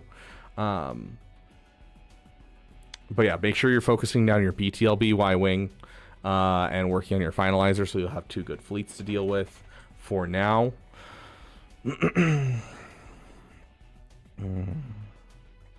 I almost want to say go for the Radis instead nowadays, instead of the First Order. But overall, I mean, you need the First Order for the event. So, and then last thing I'm going to tell you. So I gave you a kind of a general path. Keep Executor in your mind. Jabba and JML is kind of your final goal for what you're working on. Put gas out of your mind. Don't think about gas. Gas is on the back burner. Focus down your SLKR.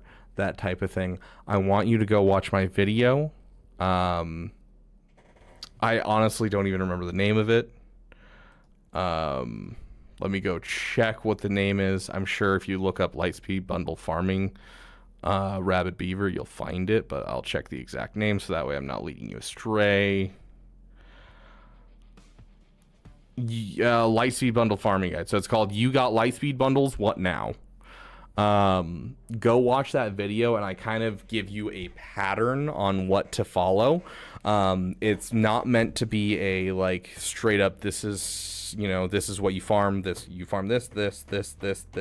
it's here's what you want to focus on. It's Saber. You want to focus on your solos. Make sure you get your solos done, you know, the cool characters that can solo teams that will help you out in GAC. Then you work on your accessible teams, the ones that are going to be easy to get up, like, you know, Finn, Zori, that type of thing, where you're going to have some good uses out of them for low investment. And then you start working on your big projects, and so you're pushing in on things like, you know, SLKR first, and then you go on Ray, and then as you finish those projects, you expand outwards, so you make sure that you're getting, you know, the side projects done that are going to boost those main big projects that you're doing, you know, getting the TIE echelon, that kind of stuff. Getting all of your big things that are going to expand outwards, and then after that you review and make sure there's nothing that you're missing. And so you're just going to do that for basically each of them. You'll go through, you know, SLKR is going to be your first one, so, you know, get yourself your Kylo Rens up, because the 2 Kylo Rens can solo teams together in low areas of GAC. Get your easily accessible, maybe that's getting a Piet Zeta and throwing it with your Relic 5 Dark Trooper that you have. And so go watch that video. That should help you get a kind of an idea. But overall, your big projects are SLKR, Ray, and then Jabba, then JML, and then you slot the Executor wherever it'll fit once you get the Razor Crest done. But yeah, go watch that video and kind of formulate a plan. As much as I'd like to sit here and, you know, formulate an exact plan for every single Lightspeed bundle here, that would be my thing to go for. Like, you know, as you go through your solos, you'll start to see little fun things. You know, you have an old Ben at relic level right here, and guess what else you have? You have a Hondo Onaka right there. You have a team that can solo a lot. All you need is that old Ben, nothing else on him, and then just the Hondo, and you're soloing teams. You know, you have a lot in here that can do some really solid solos, and so just go through that list. Go through solos and side projects. Go through your accessible teams, your big projects, and then, you know, afterwards you'll look at expanding outwards and reviewing it. But go take a look at that video, and I feel like it'll help get you kind of on track. Hey, Darth Maul Cantina. What a fun problem, Frick Frack Patty Whack. I'd love to hear how this account goes. Credits will do fine. Okay, Lacavones, whatever your name is, Lacavones, Crack-a-lackin'. Neospot glaring mistakes. I'm not so engaged in the game as I once was, other than to focus on territory battles. Okay, so you're looking for glaring mistakes.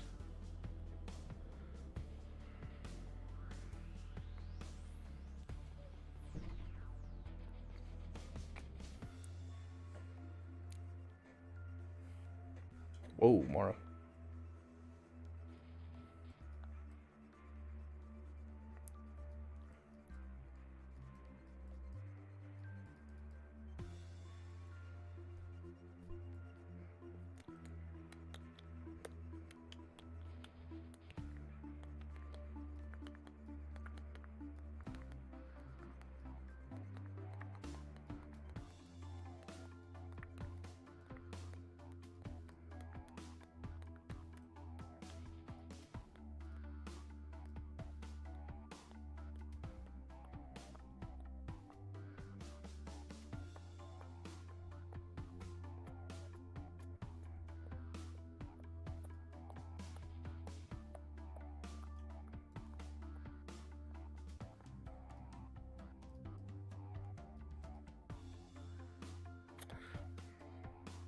Gag lock-in just happened, and you're missing a mod on your Resistance Zero Fin.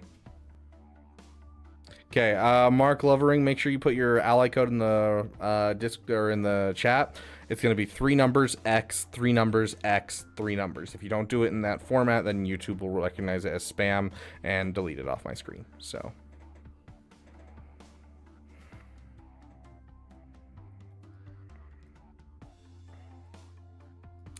Side project because I'm doing Ahsoka the slow way, which is the better way of doing it. You shouldn't spend money for it because it's been so freaking expensive. And as an official announcement of, hey, it's coming out on Monday, means that I have to actually purchase the shards for Hu Yang because he won't show up in shipments until Thursday. So that's fun. That's so much fun. I really was happy to hear that announcement. That's for sure. Okay. I mean, if I count this large, yeah, I don't know how much you use the Qui-Gon Omicron, but your Jedi Knight Anakin and your Ki-Adi Mundi are looking real slow overall.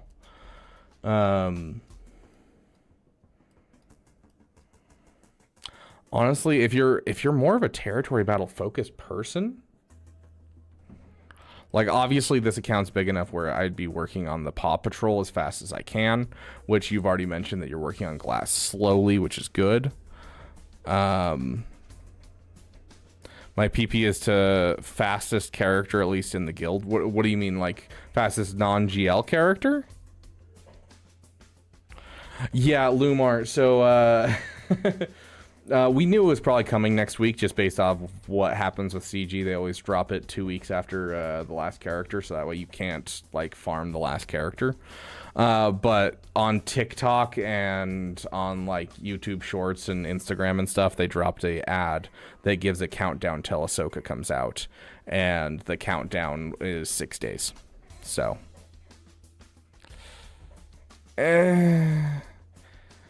Ash, I disagree. I think there's other things that are more important to me. Let me pull this up and we'll talk about it. Because if you're getting full stars on Mandalore without having a Relic 8 Bo-Katan, it doesn't matter. Mara, Gev.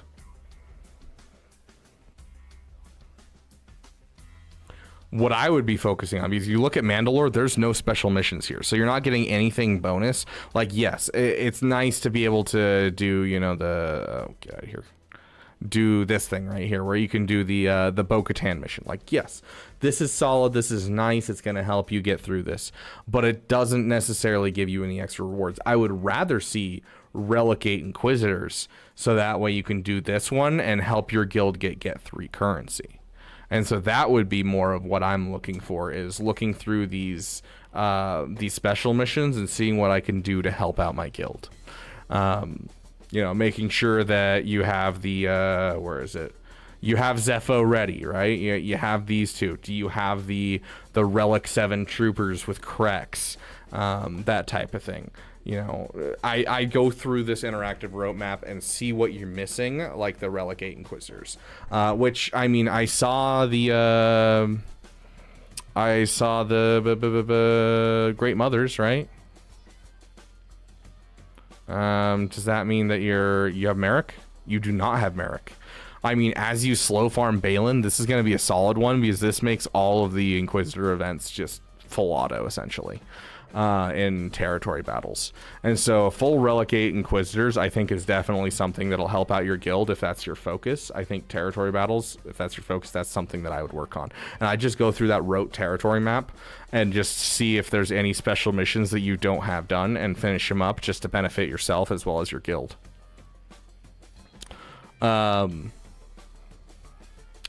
problem is most of your holes that you have in here, you know, Stab, 501st, that stuff, it's Afra. It's not stuff that I'm like, oh my gosh, I wouldn't do it myself. You're you know, you're doing stuff that is better for your account than those things. And thank you, boy, thank you. I appreciate it. There is nothing I appreciate more than seeing an uninvested Padme. Just because Padme is just subpar. Subpar to say the least.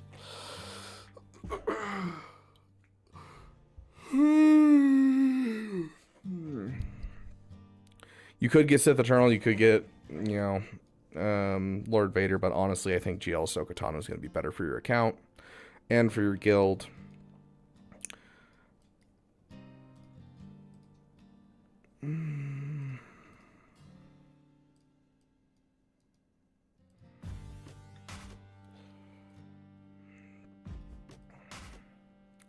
Yeah, like I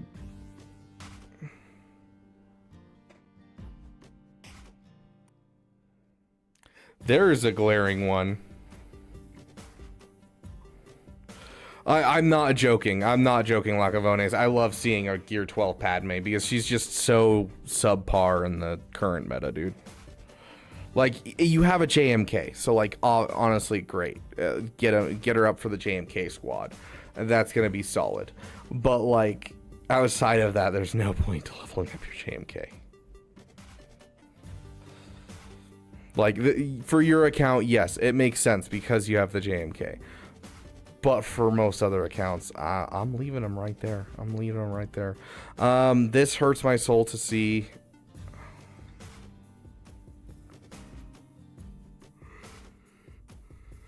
Rex for Arc 170 not worked on. But yeah, I would probably work on your Separatist fleet. And then work on the route map. If that's your big thing is territory battles, I'd work on your Separatist fleet, and then I'd work on your road battles and continue to slow farm Glat.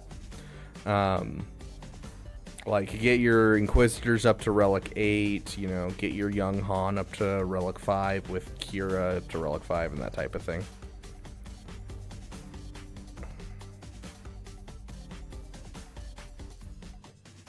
Yeah, if you have a Cat and you don't have a JMK or a Rey, because it also makes Rey much harder to beat. I don't know, investing in a Padme just doesn't sound good to me.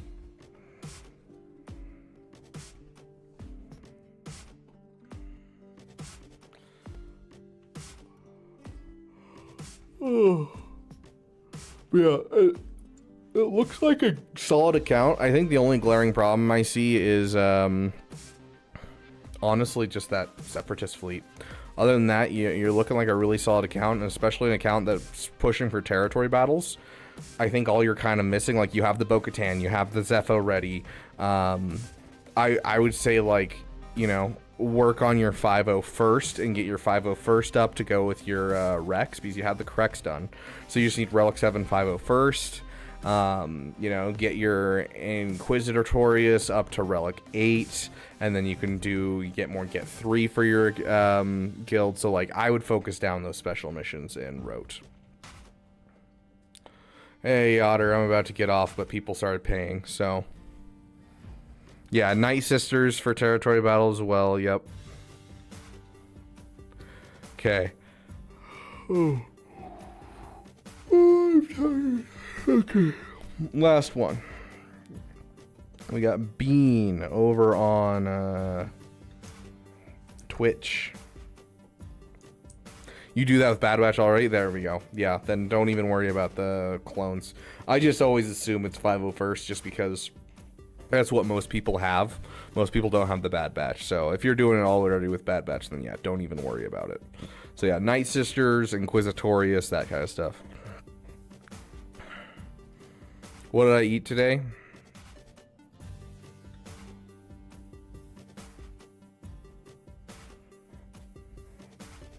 I ate McDonald's on my lunch at 10 a.m.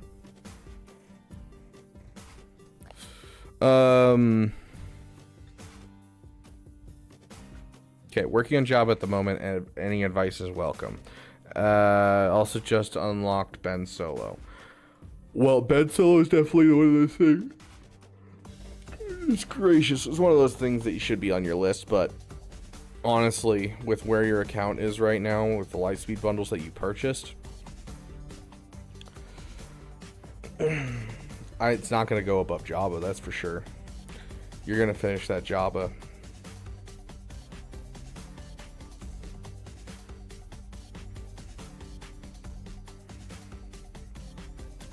Interesting seeing a Radis being your fastest character, and it's kind of slow Radis. I think your big thing is probably going to be mods, dude. I think that's one of the big things that I'm seeing here, because you're getting to a good spot, you know, with Lightspeed bundles and everything. You're getting to a good spot. Your Supreme Leader Kylo Ren's a little under on his speed. Rey's a little too fast, but doesn't have enough damage.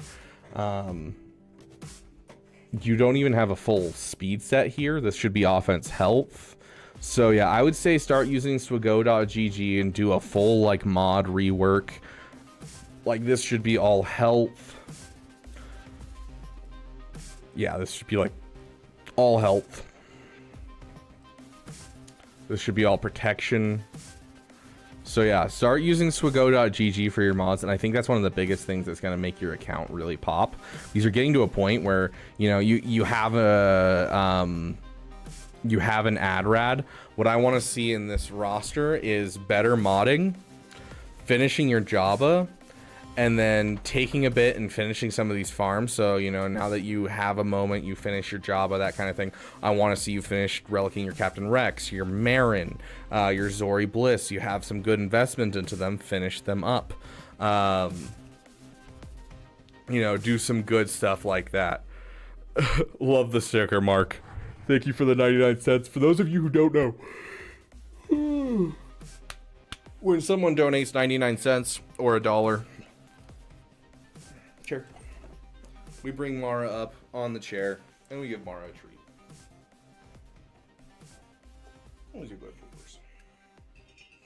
Pip.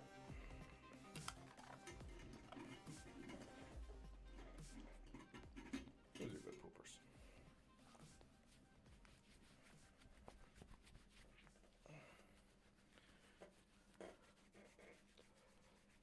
Love you. Down.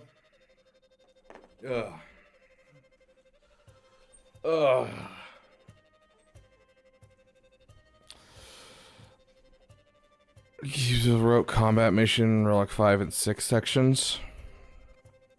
That rote interactive map, just Google rote interactive map and it'll pop up with that map and it shows you the best teams for each one. So I would highly suggest taking advantage of that, Commander Lex.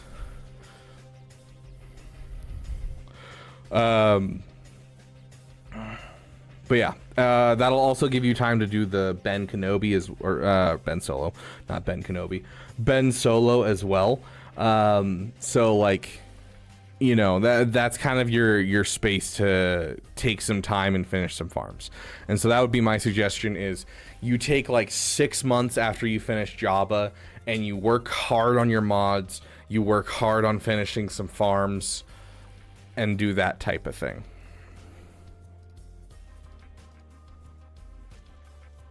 I'm glad it doesn't look like you're sleeping on fleets. It's looking solid. Beautiful.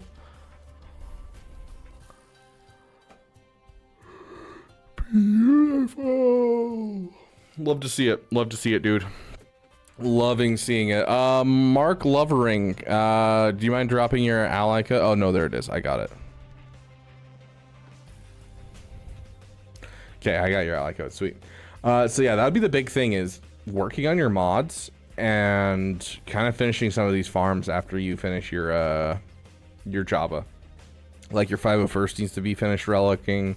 So like, yeah, I'd finish the single characters first. So finish the Ben solo first, then do like the Zori, do the Captain Rex, do those characters that's just one character to relic, and then the whole team's done.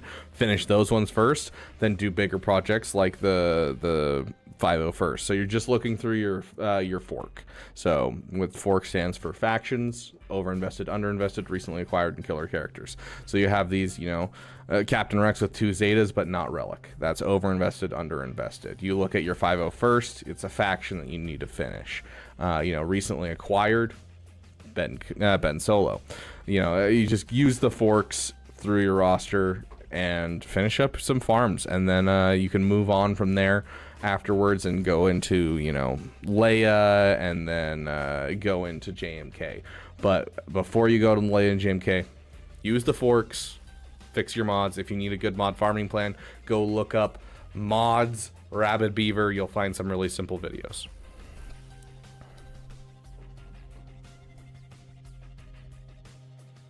Okay, Mark Lovering.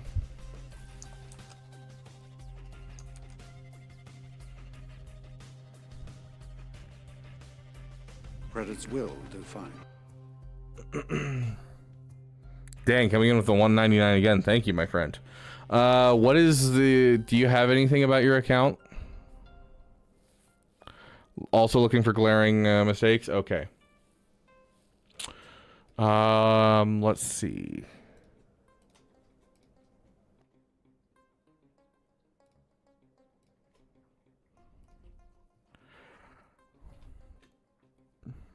Hey, Rowan, welcome, my friend. Come join us during a Grand Arena stream. We'll have a good time.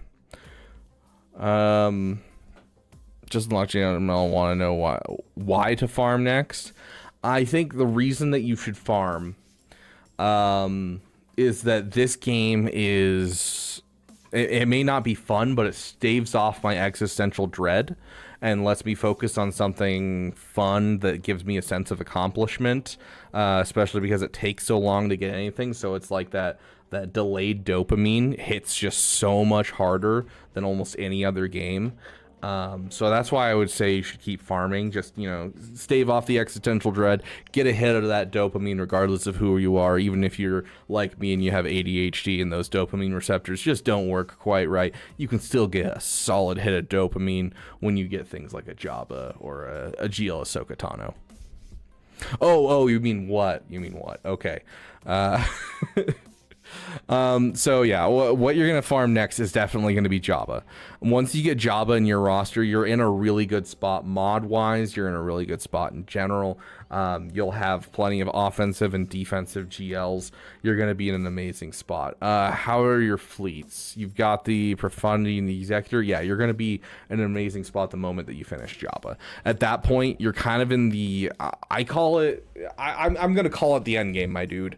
Once you have those GLs, you have a Jabba, you have at least like 3 or 4 other GLs, you have 1 or 2 GL ships and a solid fleet basis. You're kind of in the end game where you can go for whatever PP you want. If you wanted to, you could go for something like Glat. Do I suggest it? Not really. The next thing on your list should be Jabba, then Leia, then Leviathan, or Jabba, Leviathan, Leia. But it's kind of up to you, my friend. As for glaring holes, it's kind of what we've talked about a little bit. Oh, there's your JMK.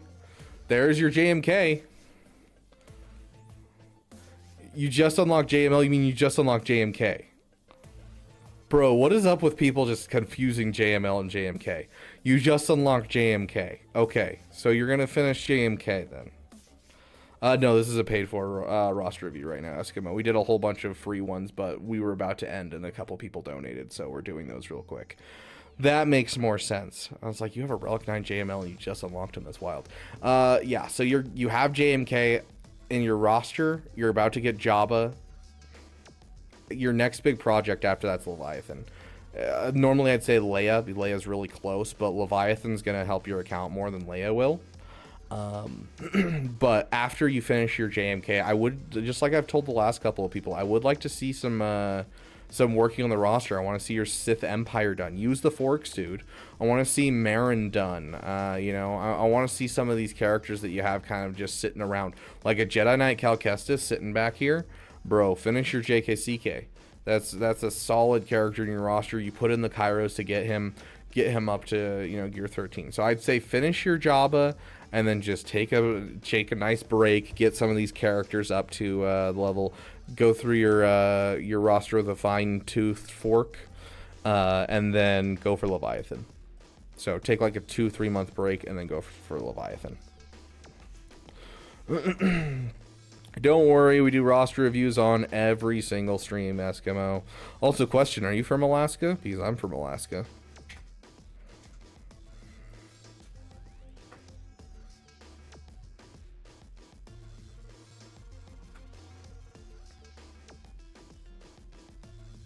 Ooh, your fastest GL's a little slow. And health mods instead of crit damage. I do think, like the last account, you're probably going to have to work on your mods a bit.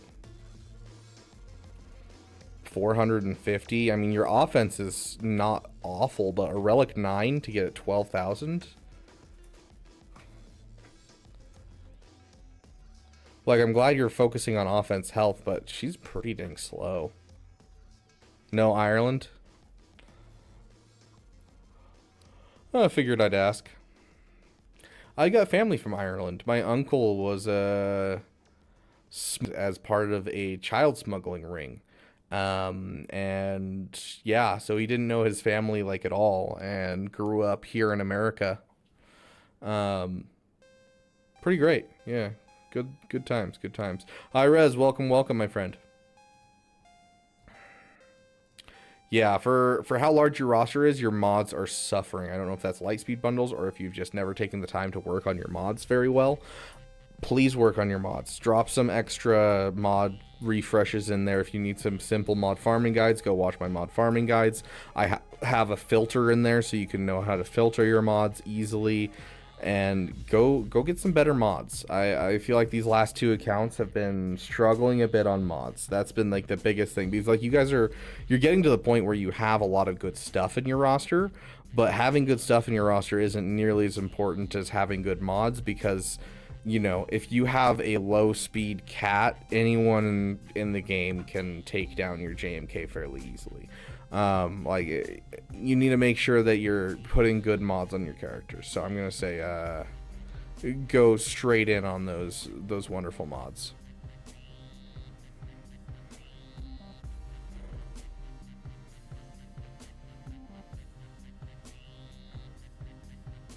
You got that mommy Mandalore Eskimo? Very nice. But yeah, so mods, finish Jabba, take a break, finish some farms, go for Leviathan. And then honestly, you're at PP time, where it's just passion project after passion project. Go for whatever the freak you want. If you want to go for GL Ahsoka Tano, you are fully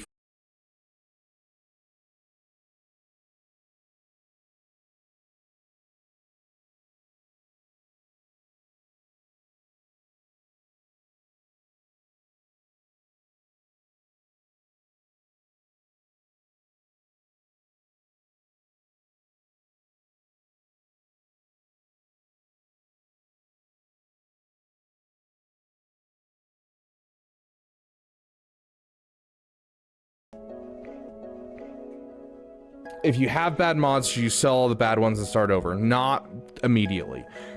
Keep in mind that you need 6-dot mods for pilots regardless. So if you got like a TIE pilot and you're not using a TIE fighter pilot, but you still use the TIE fighter in, you know, GAC for your fleets, you're going to want the 6-dot mods on them. So do it one step at a time. You do hand-me-down mods. You get a really good mod, it bumps a bad mod off of one of your characters, put the bad mod on someone else that needs a mod. And then, you know, when the mods just keep getting bumped down, you start getting to a point like where I'm at, where I don't have a single mod without speed. And I'm getting to the point where I'm starting to delete any mods that only have 3 speed. And like I only have mods on characters that are at least 2 rolls of speed. So hand-me-down mods, keep that in mind. Don't just delete all your mods if you have just bad mods. Any mods are better than good, or any mods are better than no mods. Please mod your characters. But let's go check if we have someone who we can raid real quick. I don't know, it's a Tuesday. Not a lot of people are streaming this game on Tuesday, so it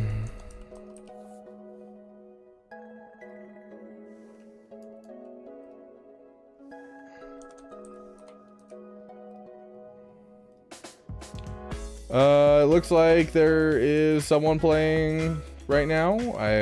Kylo Renee, and they're oof, they're attempting the Afra event. Oh, good luck, my friend. Okay, I'm gonna send them over there. I'm gonna send you guys over there on Twitch. Okay, on YouTube, let's see, redirect.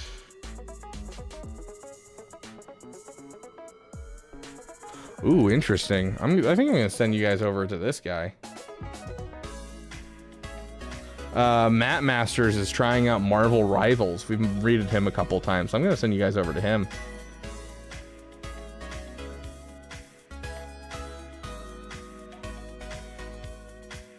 Oh, there you guys go. Is he playing with Mobile Gamer right now? Ooh, that's a wild thing. Maybe that's just his title. I don't know. But yeah, we'll send you guys over there. Thank you guys so much for being here, and I will see you guys in the next video. Oh no! Maybe not. Cancel raid. The other guy stopped streaming. Okay, that guy. Is he even playing Galaxy of Heroes? He's not. I don't even know what you're playing, dude. Let's go find someone Star Wars related. For those of you on YouTube, thank you guys for being here. I'm gonna go find someone to raid on Twitch. I'll see you guys later.